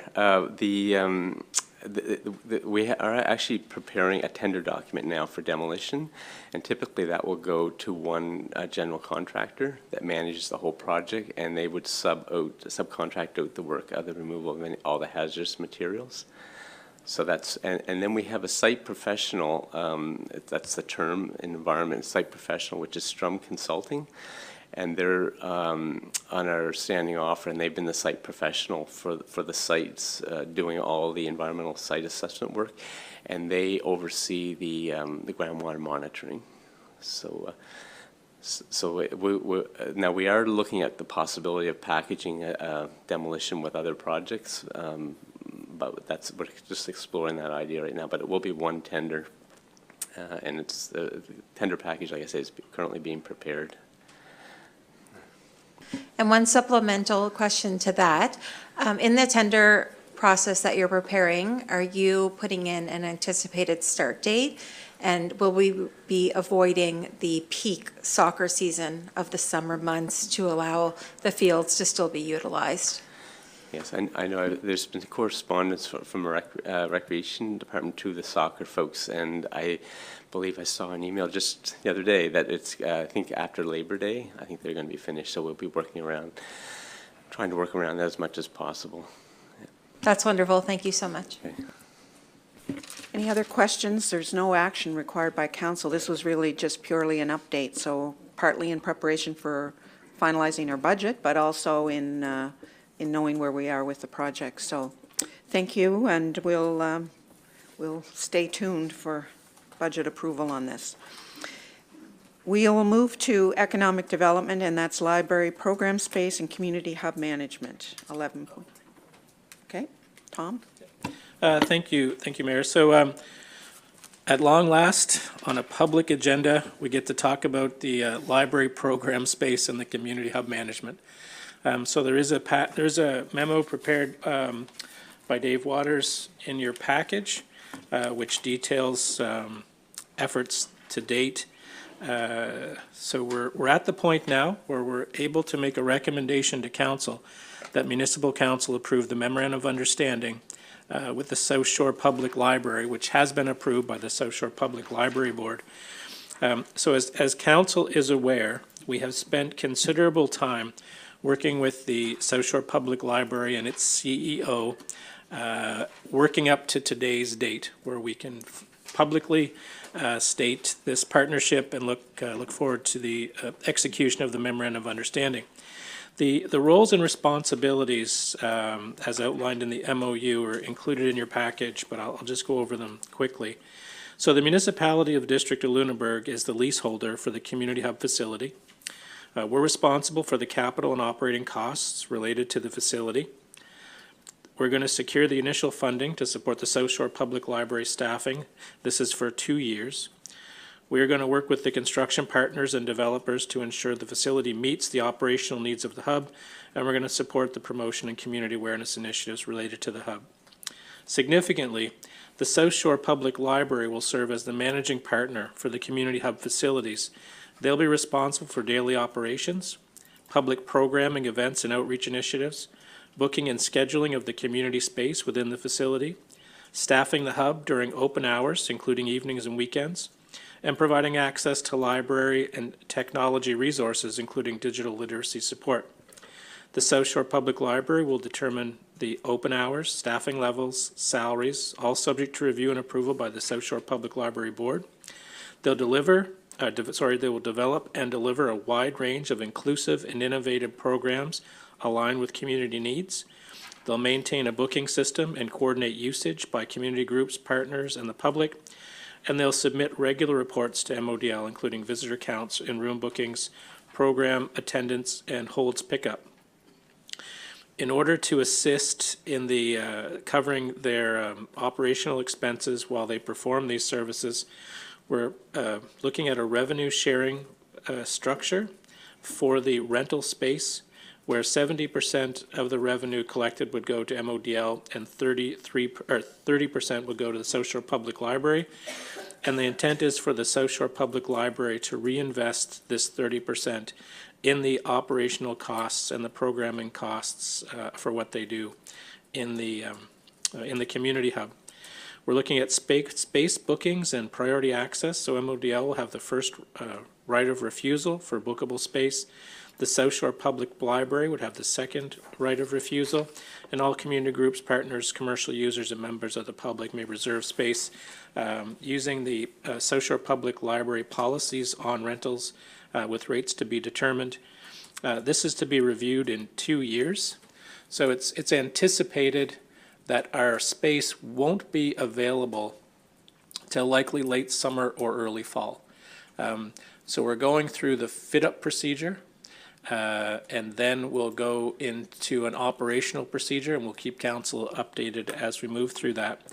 But conceptually, this is going to operate as an extension of the current South Shore Library space in the LCLC, and it's going to look and feel like library space. It is not going to look like municipal space, and that's intentional, so that the community will recognize immediately that this is community space. Library staff will be operating it. It will have a lot of the trappings of what you would expect to see in library space. So it's as if they had more room at the LCLC. They're just going to be operating it in the community hub across the way. So we think it's probably, no, we're fairly confident that it is, the best way for us to maximize the use of this space for the benefit of the community. And so the recommendation is that Municipal Council approve the Memorandum of Understanding with the South Shore Public Library. If there are any questions about the MOU or any of the responsibilities, I'm happy to take those. And if there are questions that I can't answer in open session, we do have the ability, because it's in the agenda, to go in camera later. But because council's been updated on this as we're moving through, I don't anticipate that will be necessary, but if it does become necessary, there's an option to move in camera later this morning. We'll move to just an open discussion on this before we actually put the motion on the floor, because there may be questions, because there's more detail here than we've seen for some time, and that it's been an evolving project. This is a significant day we're getting to, because we've gone through a lot of public consultation about how we could best use that space. You know, we consulted with farmers markets, farmers, the community at large, the arts and culture community, recreation groups. Were all part of the consultation to get to a point where we said, okay, here's what the needs of the community are. And then it was a question of finding the right partner to work with the municipality on delivering this project. And it has taken time, but it is a significant move for us to be involved in this and work with the library on doing this. So I think it is an exciting day, and we will have kind of an official signing later in the afternoon about this and the final public announcement around it. So it's a good day. So we'll open it for discussion if there are questions. Councillor Oikol. It isn't a question. I'm just really excited that we're able to talk about it now. And it's wonderful because the library, with all of its programming, they're free programs. So a lot of families are going to be able to access it. The library in Bridgewater, they have so many ideas on different programs, and it's a lot of volunteers from the community who offer the programs. I have done so in the past as well. And so it's going to be well used, I believe, very well used. Just on that point, early on after I was elected as mayor, Councillor Smith and I met with the chief librarian, and just to talk about what they were all about and what opportunities there might be, not really knowing all how this would evolve.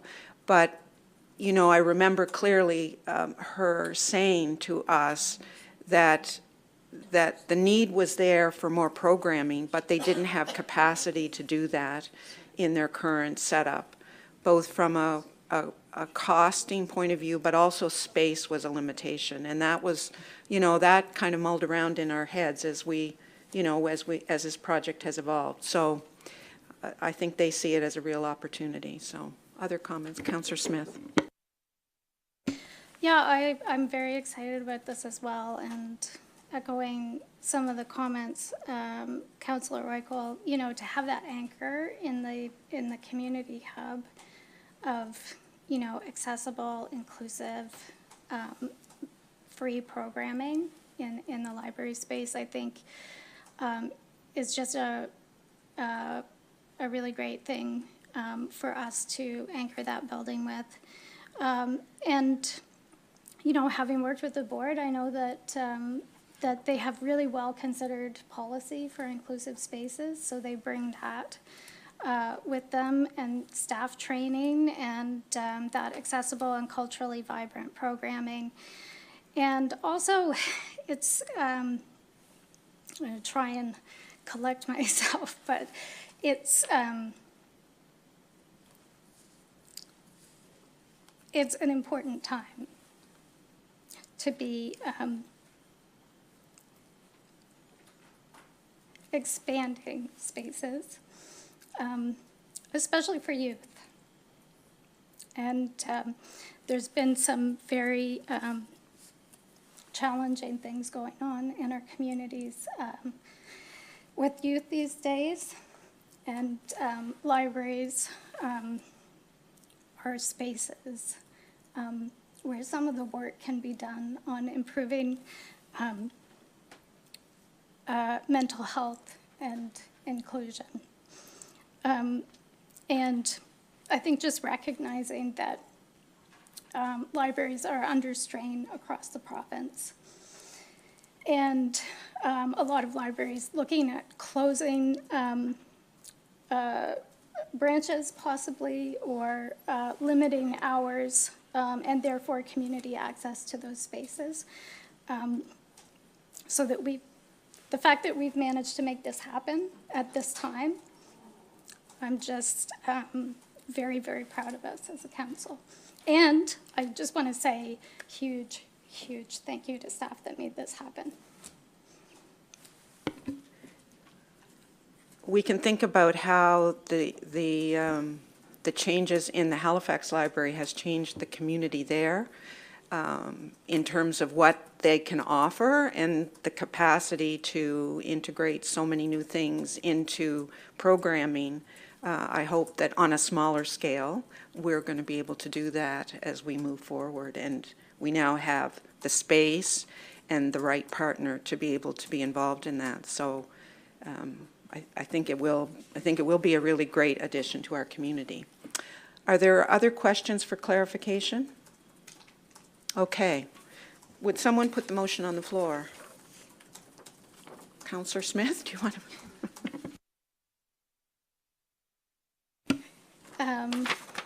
To Mayor McLean-Weil and Council, I move that Municipal Council approve the Memorandum of Understanding executed by the South Shore Public Library. And a seconder seconded by Councillor Burns. Any further discussion? All those in favor signify by raising their hands. Motion is carried unanimously. Yay, yay.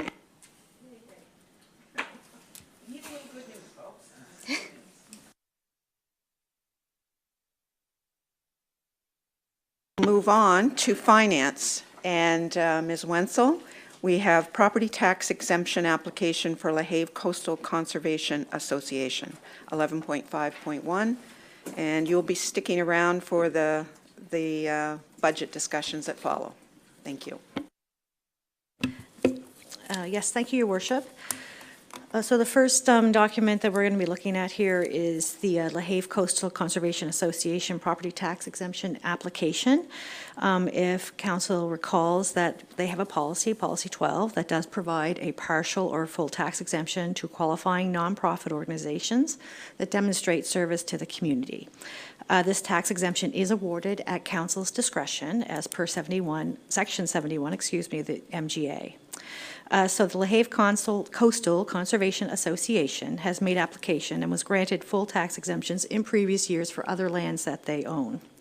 They are now making application for 16 newly acquired properties. One of the major considerations of this tax exemption is the service the organization does provide to the community.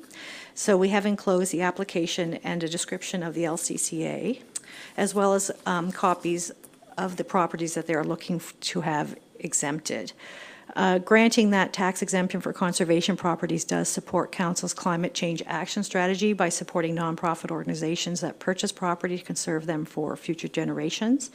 This particular tax exemption request is $1,774.60 and is included in your 26-27 updated draft budget.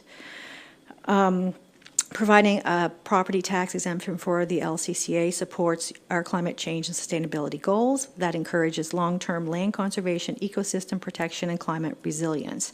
It also helps advance the target of conserving 20% of land by 2030 under the municipality's local climate change action plan. This wouldn't affect our normal work plan in the finance department, as it's one of the things that we do in finance. Because tax exemptions are granted solely by council as per the policy, council may decide not to grant this particular tax exemption. But council has previously approved tax exemptions for the LCCA, and staff are recommending that municipal council approve these tax exemptions as presented. Okay, is there, someone put the motion on the floor? Councillor Bell, thank you. To Mayor McLean-Weil and members of MODL Council, I move that Municipal Council, as per Policy 012, Tax Exemption Reduction, approve the tax exemption application from LaHave Coastal Conservation Association for a 3-year renewal term as presented. I so move. And a seconder, please. Seconded by Councillor Hoogley. Is there discussion on the motion? Councillor Reinhardt and then Councillor Bell. Thanks. I'm not sure if you can answer this, but I've gotten some questions on what level of protection this means. Like, would it prohibit development? And things like that. Through to your worship, through to Councillor Reinhardt, the LCCA does use this as conserved areas. And so what they'll be looking to do is they'll be looking to have it deemed a conservation area by the province. And when that does happen, when they get approval, then there will be no tax rates associated with it. It will be exempt. But in the interim, while they're making an application and doing their work, I think you do have some information on the kinds of things that the LCCA does. They're going to ensure, these properties are conserved in perpetuity, my understanding is, so that no one can develop these properties.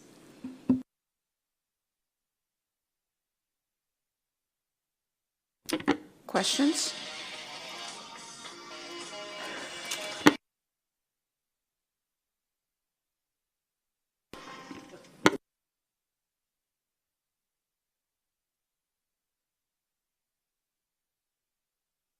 Other questions? Councillor Burns. Now that I'm all jazzed up by Councillor's Moore intro there, I just wanted to say, because I know a lot of folks, when they hear about tax breaks for others, may have some questions about why others are given tax breaks and they're not. And for me, what this comes down to is this is the cheapest way that as a municipality we can support conservation work in the municipality on a dollar-for-dollar basis. We have community-led groups coming together to conserve land that they feel is important in their community, and we are doing it for an absolute fraction of what it would cost us to do it. So just for the record, for anyone who's listening, why I'm supporting it, it's the cheapest way to get land conservation is this right here, fully in support of it. Sorry, Councillor Bell. I want to re-emphasize what Councillor Burns said. The fact is, most of these pieces of land that they have are very small pieces, not like some of the people who have large sections of land and come and ask us for grant money. And one of the actions that this group has done is planted over 12,000 trees in West Dublin and Dublin Shore.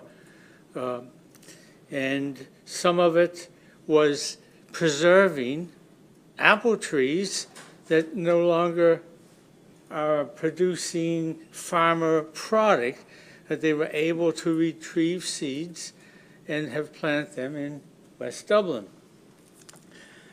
They are also planting hardwood trees through some of the forest properties that they have. And this is important because as climate change is raising these summer temperatures, a lot of the softwood trees are being found dead or falling over because they can't absorb the heat. But by planting these oak trees or other hardwood trees that normally grow to a higher height than the softwood trees, they provide a shelter. And we have, when I say we, this, as human beings and people who are in business, they have made it our forest full of softwood trees because that's what grows the fastest and gives you the quickest profit. So we have unfairly changed the balance over years. I'm giving you a big long story because this is a small group that's using mainly their own money, doing big things, and most people around here don't know about it. And it does happen to be on the Bell Forest. Now, that hasn't been in my family since 1776, so I'm not voting for something that benefits me, but it's an old land grant that came from the ancestors, and when I see that this is being able to be rejuvenated, it makes me feel good. Thank you for that little history lesson, Councillor Bell. Any further discussion? We do have it on the floor, don't we? Yeah. Yes. All those in favor? Raise your hands. Those opposed? Motion is carried. Thank you. We'll move then to the draft operating capital and reserve budget.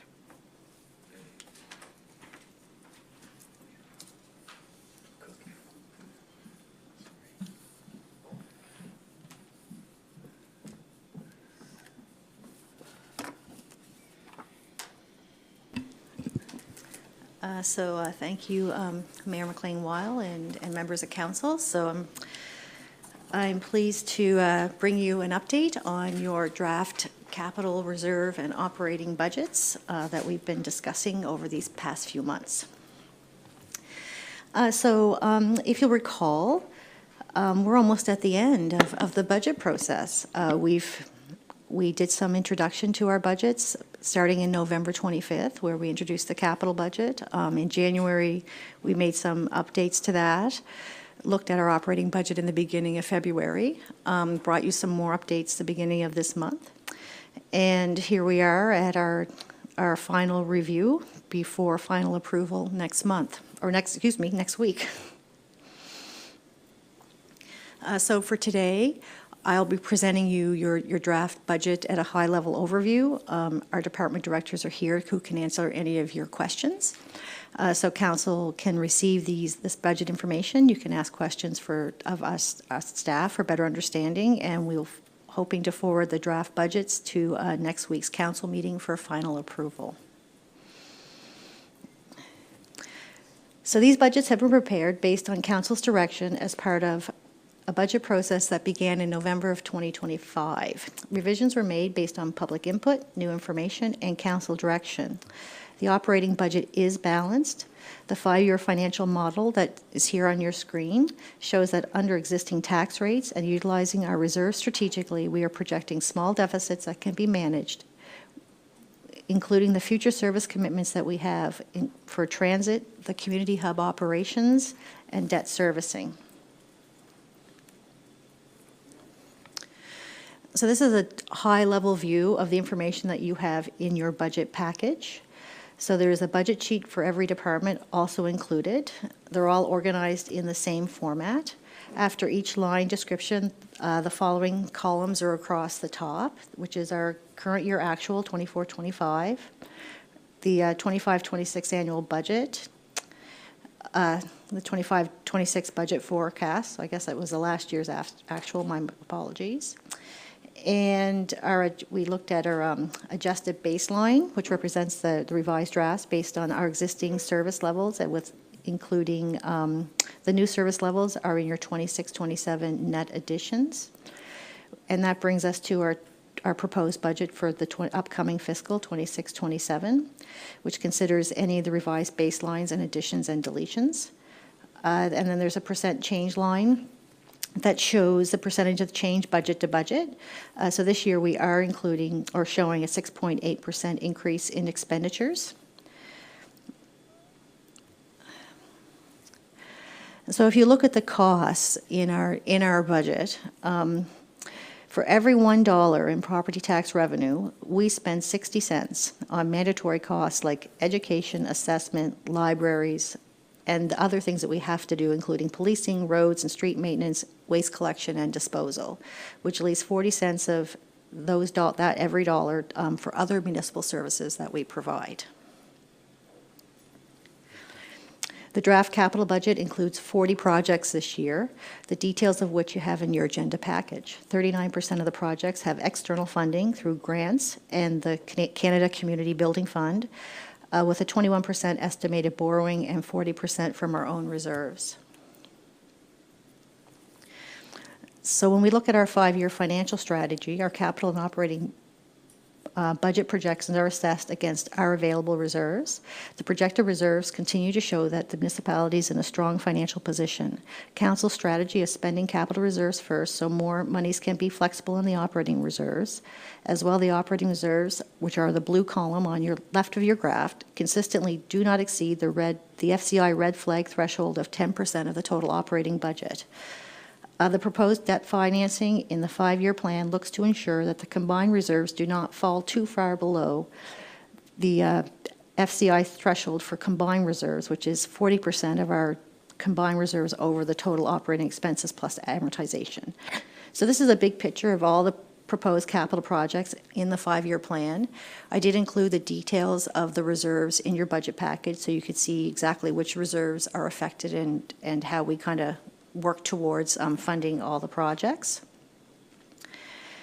And that is the end of the high-level overview, and we're certainly open to any questions council has. Before I open it up, I'll maybe just start with my own question. Can you just maybe at a high level give us how we borrow money as a municipality? The borrowing is captured here in our budget related to the borrowing that we need to do for the wastewater treatment plant. And we've talked about that in previous meetings, that we did need the value of borrowing.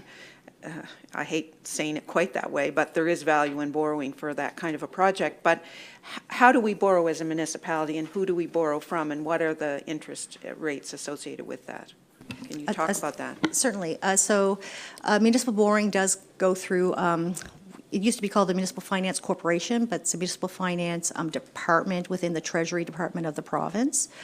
So municipalities get a good rate based on the provincial rate of borrowing, which is certainly better than what we could get at a bank locally, just because they have more money that they borrow every year.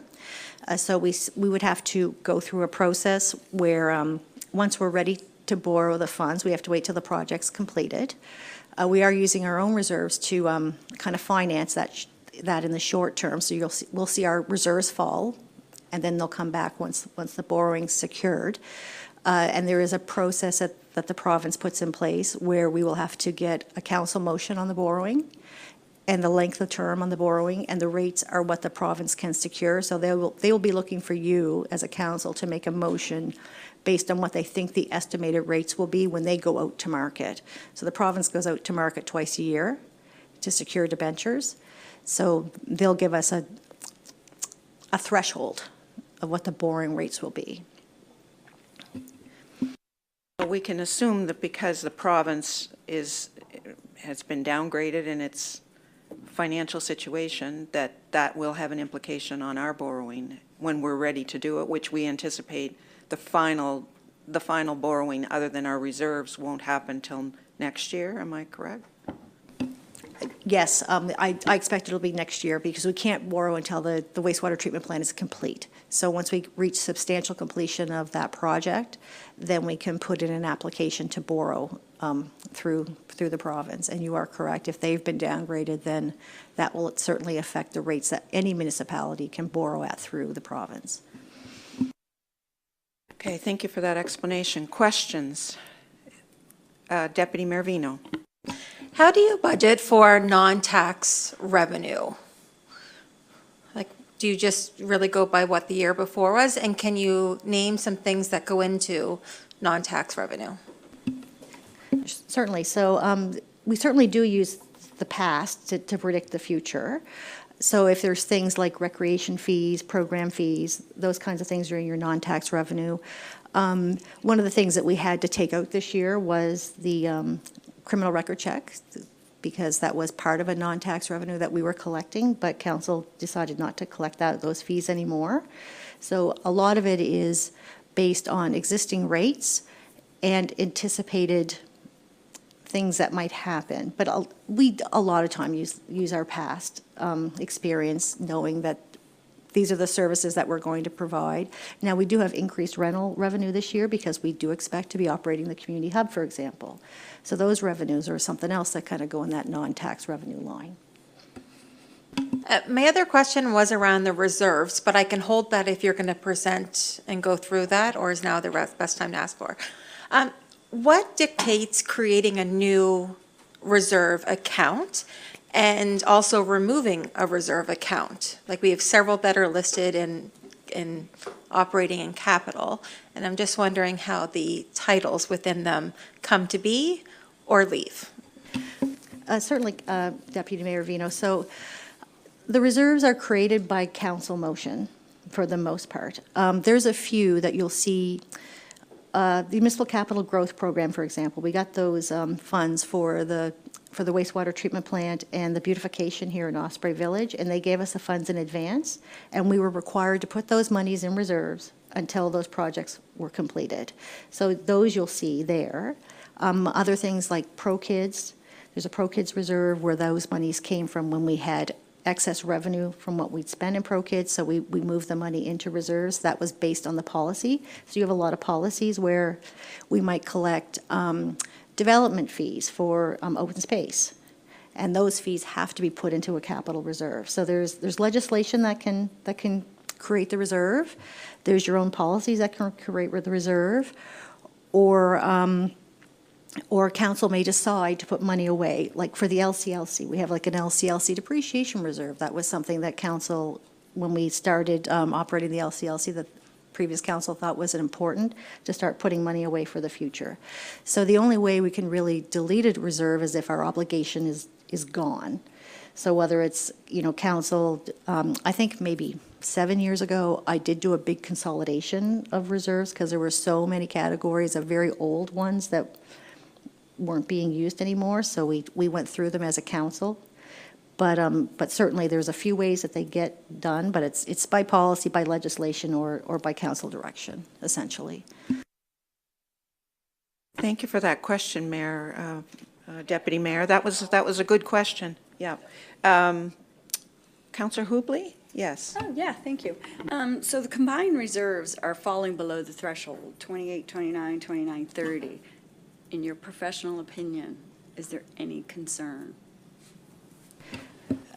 Through to the mayor, to Councillor Hubley, I don't believe so, in my opinion. I mean, we've been saving money. It's kind of like that boring question. Like we've been building reserves so that we can, have the current taxpayer pay for some of the services they're using, and you borrow money so that the future taxpayer pays for those services as well, and you're trying to balance it. So, putting in money to your Parks and Recreation, which is what council sees as top priorities, it's only falling below for a couple of years. So, things can change for sure, but I think that, in my opinion, there's a lot of municipal units that don't have as strong reserves as we do. So I'm not overly concerned about it. Councillor Smith. As we're going through our budget, the province is going through theirs, and, nothing's set in stone yet, but we know that there are a lot of cuts proposed. I'm wondering if there's been any analysis done on what impact those cuts might have on our budget. And if we're kind of keeping that in mind going forward, as the next 2 years are likely to contain more of the same. Through to Councillor Smith, actually we do have a pretty robust grant program here in the municipality. So, we do, I think you'll be talking about it in your messaging section, where we're spending about over $3 million, I think, in total in grants. So we don't really look at the provincial budget to step in to a threshold that isn't really our threshold. Like, we have our own policies, and council is perfectly able to, change their policies if they wanted to change the allocation of grants or those kinds of things. Like, that is certainly up to council. But we didn't specifically add more to our grants budget to address provincial shortfalls in their budget. Yeah, just to follow up, I wasn't actually asking specifically about grants. I was thinking actually more about like the grid infrastructure fund or accessibility funding, recreation funding. Like, there are funding pots that are funding projects that are in our budget right now, that I know that money is guaranteed for those projects, but I'm thinking more like going forward, if there are pots of provincial funding for municipalities that we're feeling in the future it's going to constrain some of our projects. Well, certainly we do look to apply for provincial and federal grants as they become available. So I think they kind of ebb and flow. For sure, we went through a time where the ICIP grants were available to many municipalities, and those are kind of waning off. Like you said, like the grid or the PCAP. I think the grid, we weren't very successful at all in getting a lot of money on that, but we do have, a grant coordinator who's always looking at grants, and she doesn't just look at the provincial level. We look at the federal level too. So I feel like that I don't think all municipalities may feel the hit of these kind of lower grant availability through the province, but it doesn't mean that there won't be new ones through the feds that might come forward that can help us with our infrastructure gap. Yeah, we'll probably have those discussions as we go into our budget next year. We'll have a clearer idea about what becomes available, certainly on some of our capital projects and what's available. So, other questions? Oh, Councillor Burns. More of a comment, so don't frantically take notes trying to answer. Looking at this, I think what we're seeing in this budget really is the accumulation of a lot of exciting things that council, with a lot of new council members and a new mayor, wanted to do. We're seeing some large projects, and we're seeing a large spike in expenditures, partially from that, partially from mandatory things that are going on. So my caution in sort of looking forward, because we're getting to the point where this budget is fairly set and our projects, both with staff time and monetary resources, are set, will be that we'll have a couple more budgets as a team here together. And we should probably be prepared that some of the larger projects that are ongoing now may be the ones that we carry forward for the rest of the team. I suspect that in future provincial budgets, they'll likely see more expenditures that are either thrust upon us, whether it be fire services or whether it be higher mandatory contributions or additional regulations like the Privacy Commissioner. So if we're looking at keeping our tax rate the same, even if it is not balanced by the assessments, if we're going to try and hold the line on that, it's just sort of I think this is our moment to look at and say, these are the big projects we should probably be comfortable with, because in future years, we're going to be having tougher conversations, I think, about how to maintain this budget. And a lot of that, we just have to be mentally prepared for, because we're not going to have the specifics until it comes down from up above.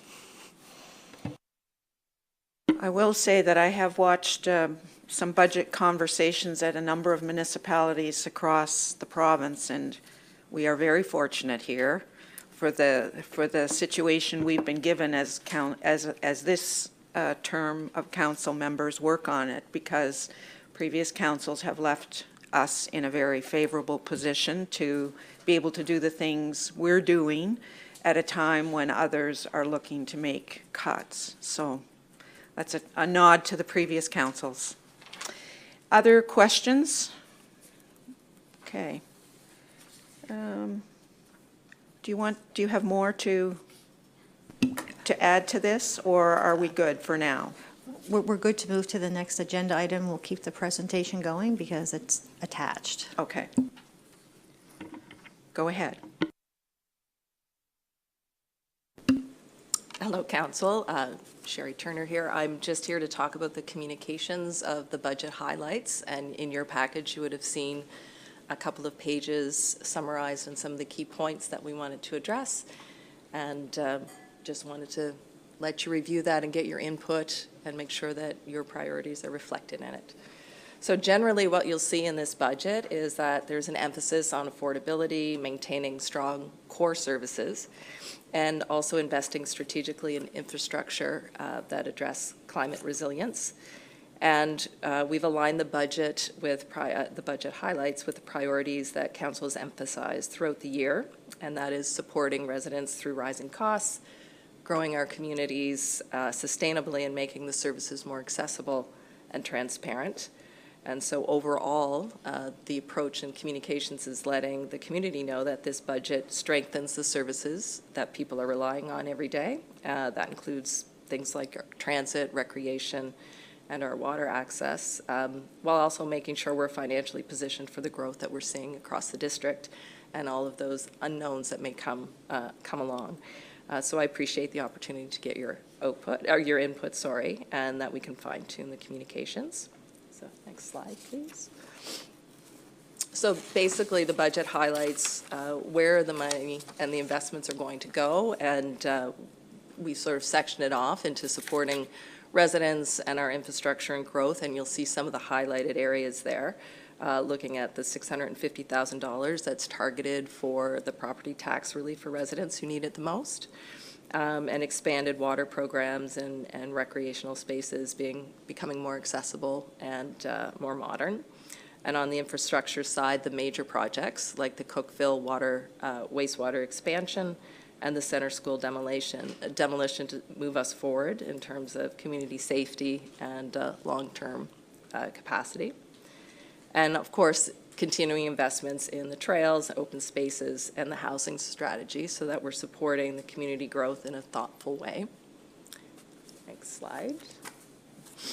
And again, sort of looking at climate action, because that is also a priority of this council, with clean energy financing, protection for the Hemlocks, and EV and solar upgrades, a new e-bike loan program. We're helping the residents reducing energy costs and trying to strengthening the long-term resilience for the community. And regionally, looking at the economy, we're expanding transit, advancing the Osprey Village hub, and supporting local businesses and nonprofits. And all these investments will directly support our economic future. Next slide.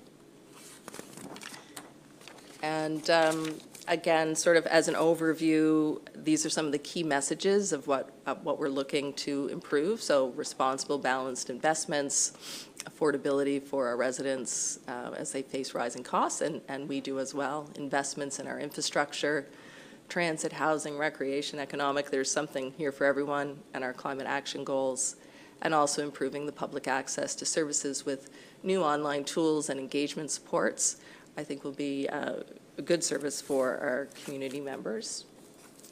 And so finally, the key takeaways of what this budget really is accomplishing is it is balancing today's needs with the growth that we are looking at for tomorrow's infrastructure and climate resilience. Again, it's key to recognize that the increases that residents may see in their taxes is not through a tax rate increase, but through growth in assessments. And that we are seeing the majority of the increase in mandatory costs, which is 39% of the operating budget, and those are things outside of our control. And the $3 million in grants and rebates and community supports go back into that community, and those have been achieved largely through good management of modal, but also through the EPR contract, which means that the producers of waste are the ones now paying for it instead of our taxpayers. So we'll see that with $1 million in revenue and savings. And looking at the strategic investment that we are making in modal for growth, affordability, and long-term sustainability.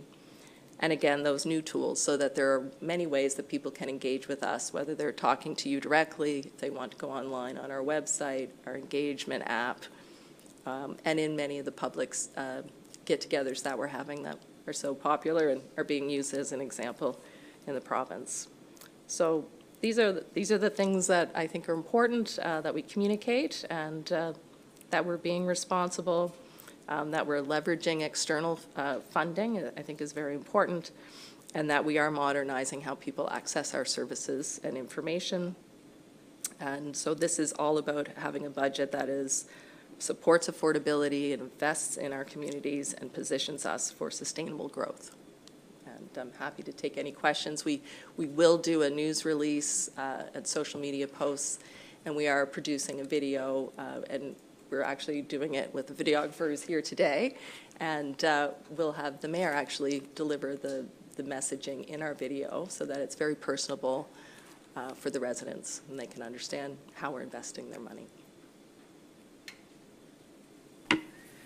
Thank you, Ms. Turner, for that. And I would suggest that these, because I know many of our councillors are active in communicating to their districts through various means, social media and newsletters, et cetera. So these are important talking points and messages that can be used by us and will be the basis for our communication publicly when our budget is finalized next week. So thank you for this. I think it's helpful, but if there's questions and need for clarification on any of these items, I just see there's a 39% here on mandatory cost and operating budget, but I also heard a reference to 58% at some other point, which I think we need to be clear about what we've included in that. The 58 obviously had some other items, so maybe you could just outline the difference there. Yes, certainly, Madam Mayor, we put these numbers together in a few different ways, and so this one, the 39, is education assessment, libraries, and RCMP, but it doesn't include road maintenance and managing our own roads and garbage and waste collection. I would suggest that this is the better one to use. I think 58 is a bit of a stretch when we're trying to discuss the budget, and I think using education assessment, libraries, and RCMP is very clear to people, and I think 39% is still a significant number. 58, you go, oh, really? So I think it's a stretch. So I would suggest we stick with 39% and those costs that are reflected by that percentage. Councillor Burns. On that point, I would largely agree. The only number that sticks out to me that I would add into that is the mandatory contribution for J-class roads. I understand it's not a insignificant number, and given the amount of the kilometers that are involved here and the folks that would be impacted, I think including that in it, I'm remembering $500,000 in total is what it is. So I think it's not an insignificant number to include in that, because it is mandatory. We cannot pay it, and the province will just come get it. So in my opinion, we should throw it in. I was being purely selfish because I'm going to have to speak to these points and to have to explain in more detail the fact that we're not responsible for provincial roads, but yet we do have some responsibility. I'll be honest. I am sorry to add to your headache. But we can put it in there, Councillor Burns. Thank you. If I could just offer, it's a useful conversation to have, because these are council's messaging pieces. And so what I'm hearing is you want to know the figure for transfers we have to make to the province over which we have absolutely no control. So a road maintenance contract, while you have no ability to change that in the short term, it is not a contract, or it's not an obligation you pay to the province, whereas your library contribution, your assessment, your RCMP, and your education, you don't have any control over. The amount for J-class roads is set by the province. They set a per kilometer rate. They assign us a number of kilometers, so it would fall in that category.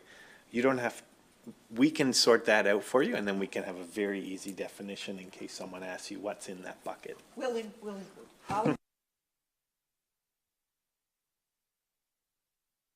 Councillor Smith. Can you just go back a slide or two?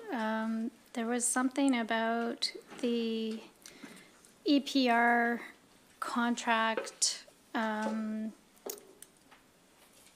providing for public transit. And I think that's the first time I've heard that. And just would like clarification around that.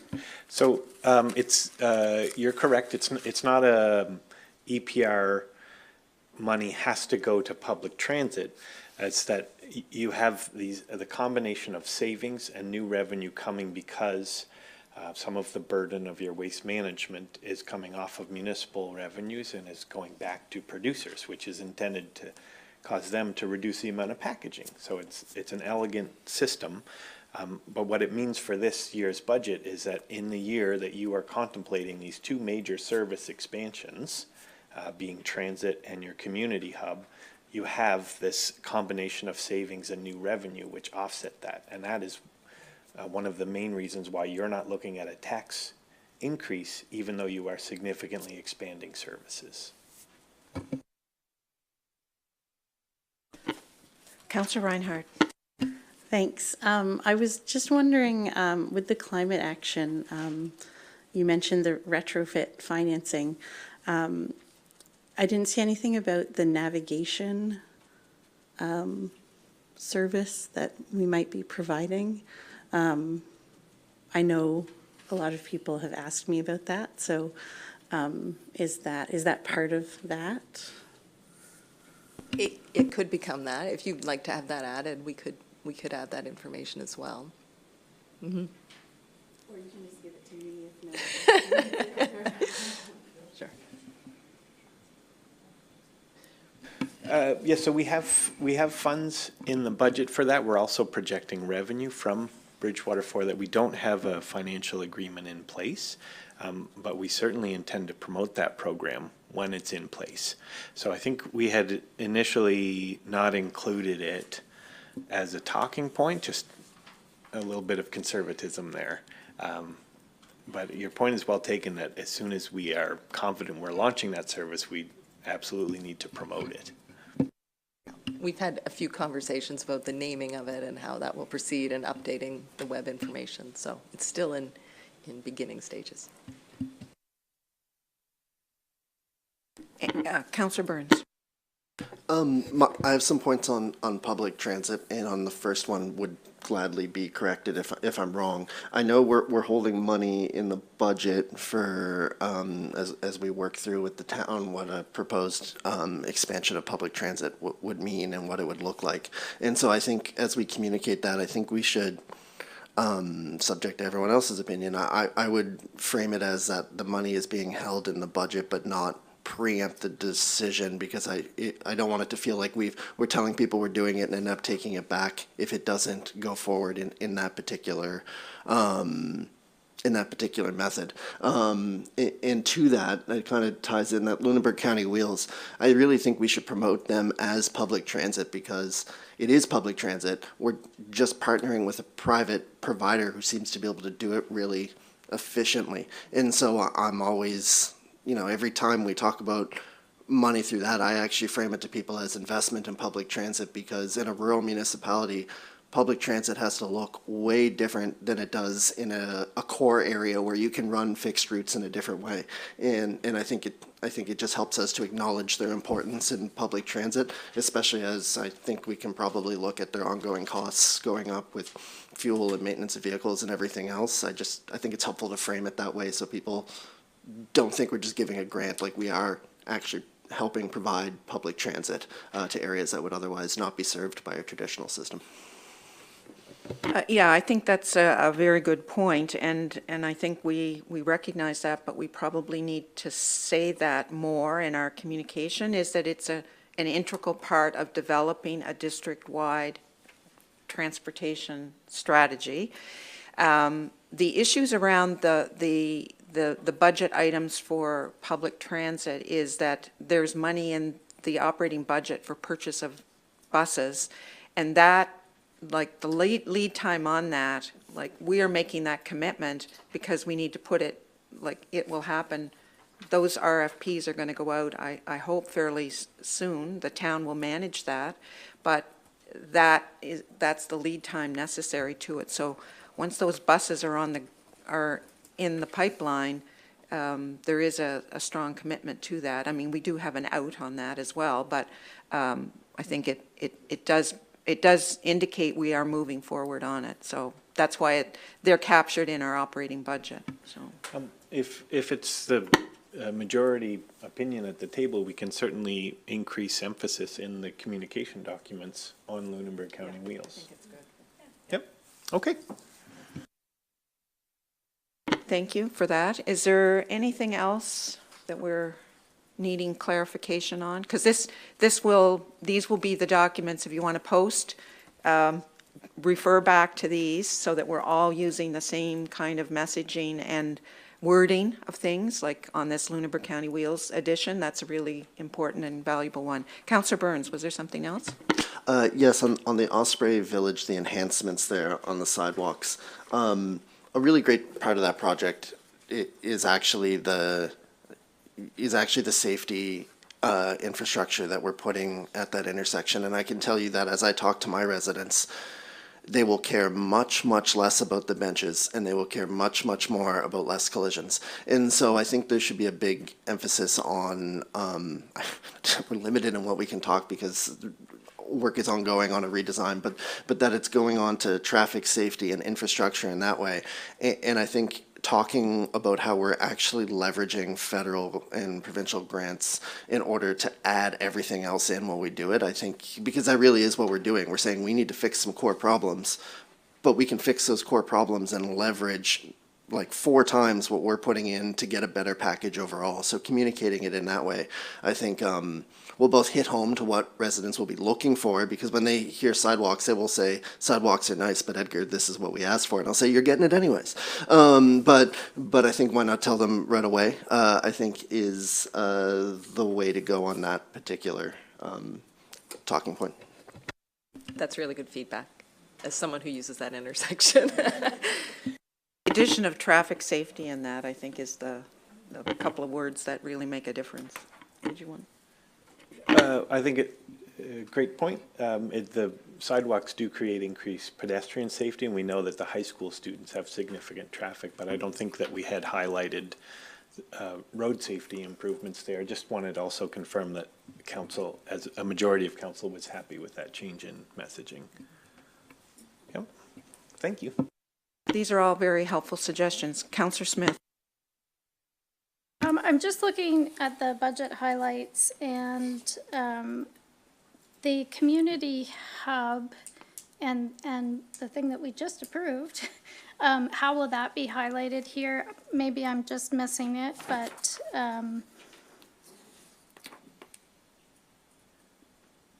is it captured in any of the budget highlights? Yep, it's in your regional economic development page.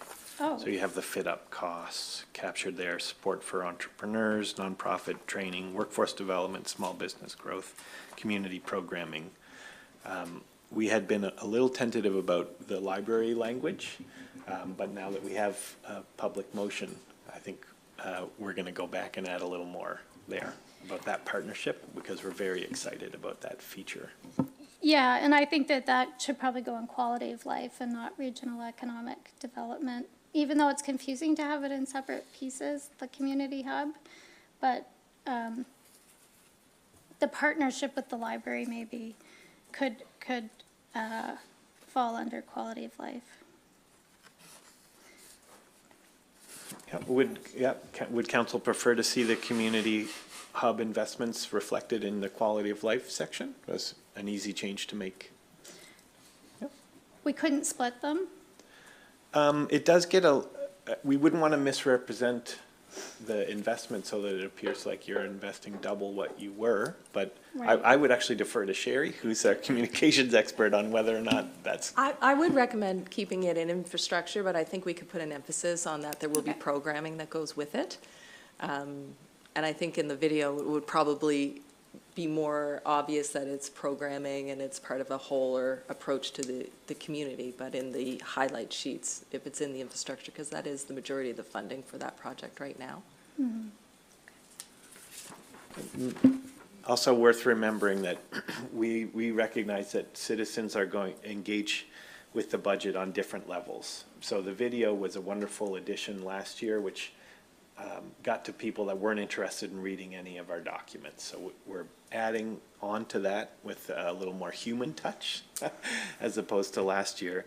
These documents will help councillors make sure that when you're referring to it in your own messaging, you have the right information. But it also allows people to access that high-level summary. And then we have the deeper level for folks that actually want to attend the budget presentation that Elena puts a lot of effort into, and then the budget book, which is the ultimate piece that has so much information in it. So residents can go all the way from just a quick 30-second on Facebook down to drilling into the very details of the budget. Is this messaging going out today? No. Okay. No, we have to approve the budget before we deliver the messages. Okay. Yeah. Everyone's Okay. here and I'm Yeah. a little worried. Yeah.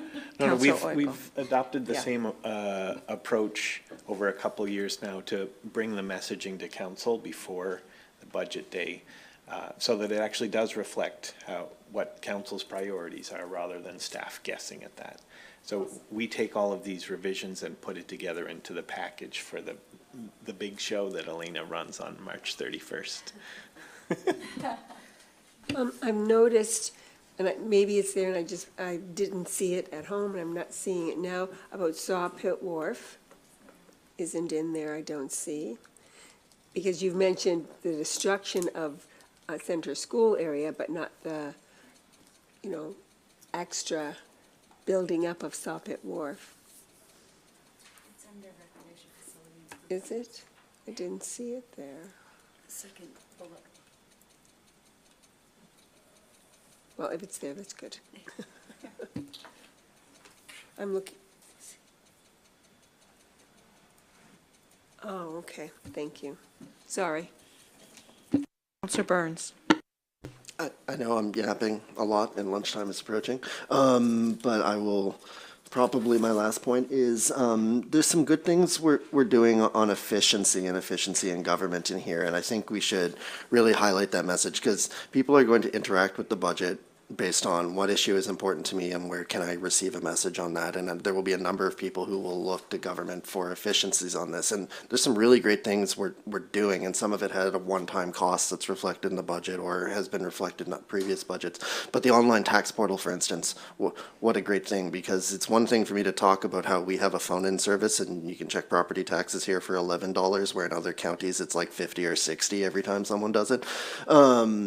But for the ordinary person, they just want to know how is government getting more efficient for me, and what does that mean for us on long-term costs? It means that we don't, we can redeploy staff in different things. We can put energies into other things. So the tax portal is one good example. I'm sure that there are other good examples that are just not at the tip of my tongue right now, but that discussion on finding efficiencies will really, there are people who are looking for us to find those efficiencies as they do at home, and given that our total budget amount is increasing, I think it's important to say that it's not just increasing because we're just saying more.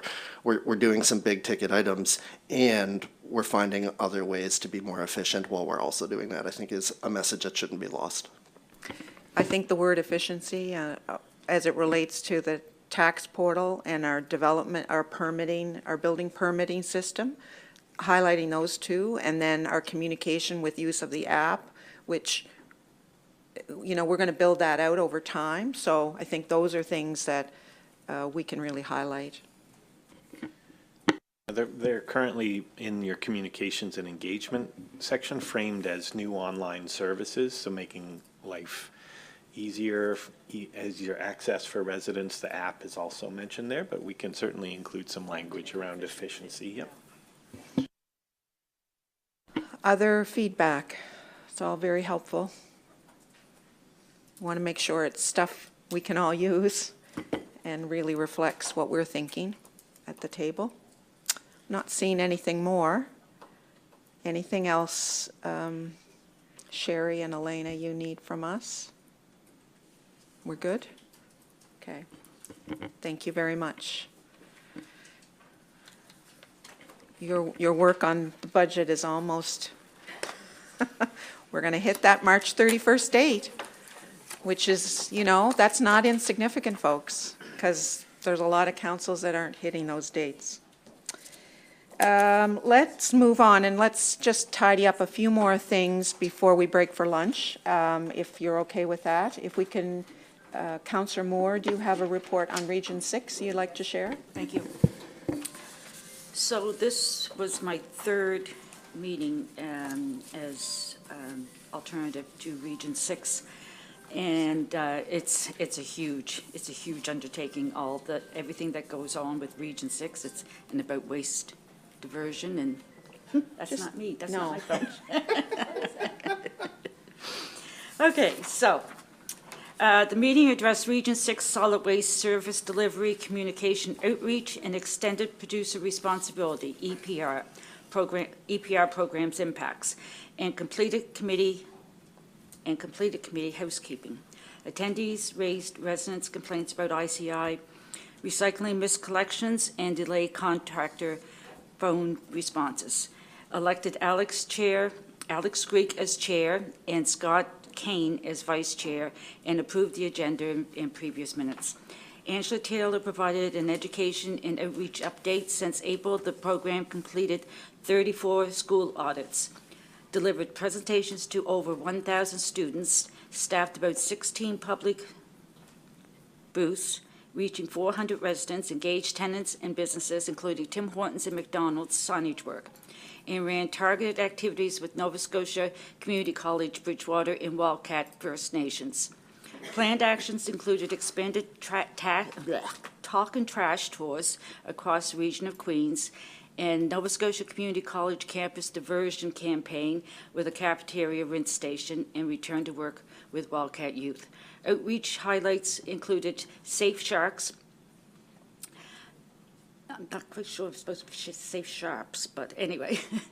Postcard distribution, a December 24th day of sorting social campaign that drove follower growth, and stewardship promotion, tires, paints, medications, a high view of question and answer social series, a January 7th webinar, campground, and school EPR preparedness, and distribution of 50-plus litter kits for schools and community cleanup.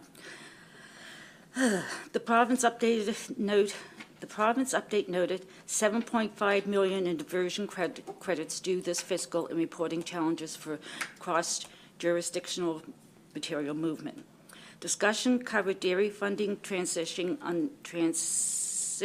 under the new PPP program through December 1st. Regional recycling facilities priorities under EPR. Current concerns as circular materials currently cover only residential curbside material, in which limits commercial inclusion, and the potential transport fee and capacity impacts from a planned Burnside recycling facility in June of 2027.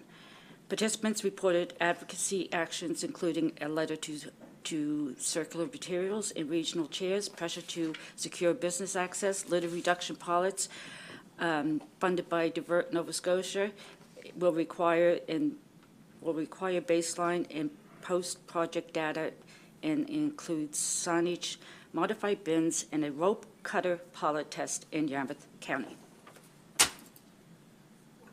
Thank you. Other questions? No. You were at the meeting, so. Thank you very much, Councillor Moore. Deputy Mayor Vino. Thank you. Attended regular assigned duties such as the check signings and agenda briefings, and I also attended both the Draft 2 municipal planning sessions that we had in La Haven, New Germany, along with many other councillors around the table. And I just wanted to comment on how Draft 2 is going, unlike Draft 1. Participation is good, but there's definitely a different feel in the room. And when you have public come in and gather around a table and they meet neighbors they didn't know they had, and they make reference to how close they are, it was kind of like the land conservation strategy, and it's amazing what those maps can do. So kudos to staff who has framed that in this way. It was very encouraging, and I would say that 97% of people left happy. The other 3%, we might have to look at some changes specifically around the agricultural piece, but they're going very well. So if you haven't had a chance to attend one yet, or you're a community member, come on out, see the changes, and meet some of your neighbors. And my report starts very similar to Deputy Mayor's report. The last few weeks, much of our attention has been focused on public engagement with the municipal planning strategy. And I, like Deputy Mayor, attended meetings in La Haven, New Germany, as well as the open houses that have been held here at the council chamber. Yesterday's snow affected the turnout, but the people who came had specific questions and they were answered. At each of these sessions, I made a point to stand at the door and greet people as they came in, and particularly in New Germany, there was, as we broke up, there was quite a little lineup of people that just wanted to talk to me individually, and I was quite surprised at how, to Deputy Mayor's point, the feeling in the room was very different, and there was a lot of complimentary comments made about the fact that we did listen and we did respond, and that means kudos to staff, as the Deputy Mayor has suggested. So as I said, New Germany, specifically, people did line up to kind of pass those comments on to me, and I know some of the other councillors heard it as well. As expected with a document of this scope, there are still detailed concerns, and I think those have been highlighted, related to specific regulations, and these are being documented. We're receiving some emails. I've passed on things to the planning staff for their consideration, and those things will come back as part of our final tweaking, I would say, not major revision, but tweaking that may reflect those comments that seem reasonable within those discussions. Balsam Care, which is formerly the Riverview Adult Residential Center, has now opened an office on South King Street next to the office of our Member of Parliament, Jessica Fancy.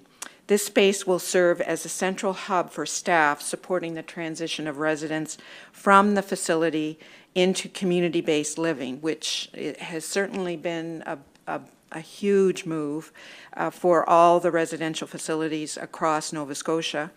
It includes the new offices include a drop-in center for the adults now living in the community, because many of them are housed in apartments or small option homes within the town of Bridgewater, even though they may be residents from outside the town. The access to service and their ability to connect and be transported is much easier for living in town, but the residents themselves choose where they want to live. So that's the other important thing for this whole transition.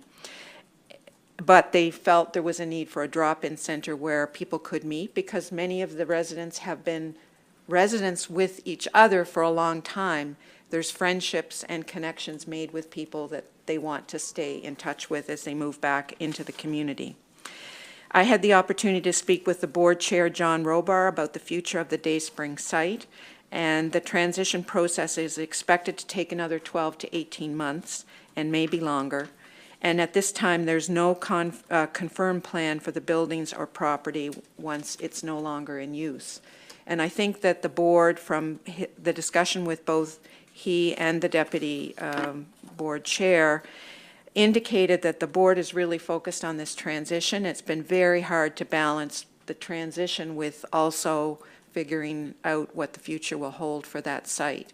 But I made it clear to him that as a municipality with property that abounds right onto it, and our interest in housing and what happens in our community, that we are very open to conversations with them as they start to formulate plans that we would want to be in conversation. And it isn't that we haven't had some conversation, but it's been very undefined, because they're just really focused on transitioning the residents into the community.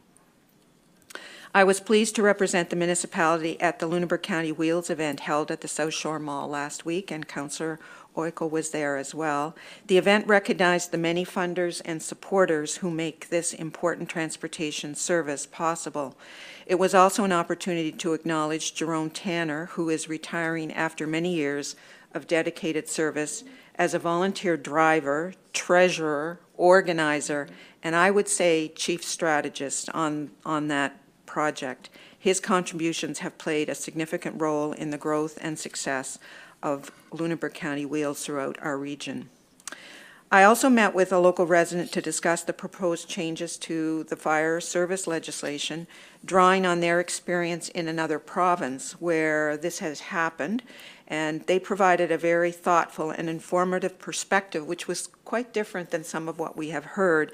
But I appreciated their comments and added to my understanding of the potential impacts of these changes over time. Finally, I attended an open house hosted by the LaHave River Trail Association and the Central Nova ATV Club.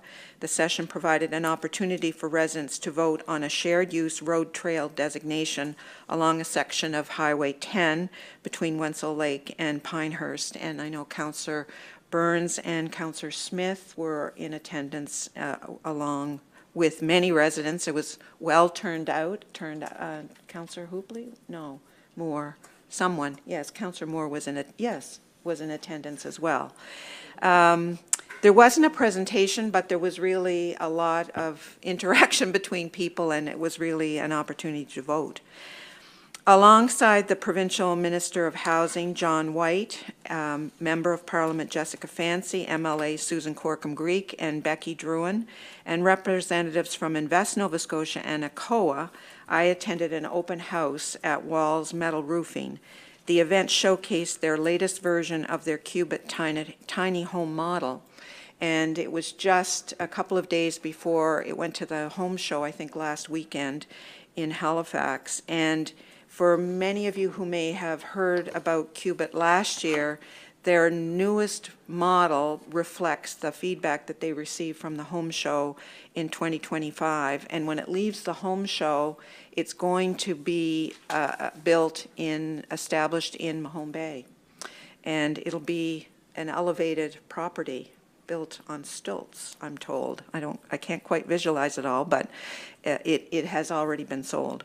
So it was an interesting opportunity for them to showcase what they've been working on, and they had all the right people in the room from the political side, and there was a lot of interest from the provincial minister of housing on this, and I give compliments to the folks at Walls because they worked really hard to get all those people in the room at the same time at a time when the House is sitting, but they did, and I think to their credit. And they did talk about the future of the Qubit project and their hope to actually manufacture here in the municipality, and that they would build a plant here and produce these one a day, a qubit a day, is what's quite possible. They are refining the panel system that they use in the building of their qubit homes, and those they will sell to individual contractors or to homeowners who want to use that material, their materials, in the construction of houses here and for buildings. So that's another piece they've added since last year when they first talked to us about their project. And of course, we're very happy that they've worked on our toilets, toilet design for our park system. So I think that brings to a conclusion my comments. And at this point, if anybody has any questions, I'd be happy to answer them. Otherwise, we're going to break for lunch and come back in 1 hour. So there's only 2 in camera because there was no Right, to go to the first right, one. right.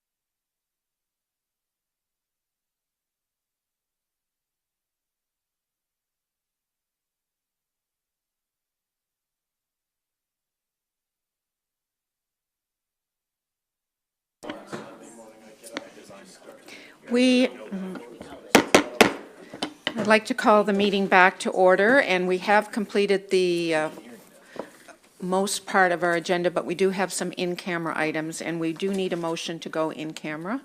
Moved by Councillor Oikel and seconded by Councillor Smith.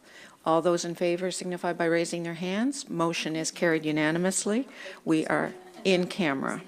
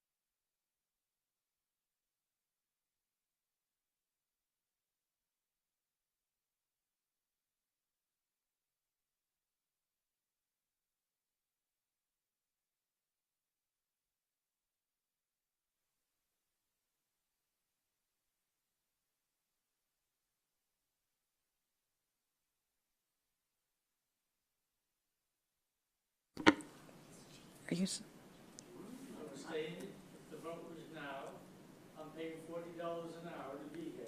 okay, So my day is complete. I will come and vote. okay. Counselor Burns? Thank you. To Mayor McLean-Weil and members of council, I move that council excuse Councillor DeLong's absence for today's council meeting pursuant to the MGA Section 4.4. Policy 001, Section 4.4. My apologies. Thank you. And a seconder for the motion? Seconded by Deputy Mayor Vino. All those in favor signify by raising their hand. Those opposed? One in opposition, Councillor Bell. Motion is carried. Thank you. There is no further business on the agenda. The meeting is adjourned. Thank you.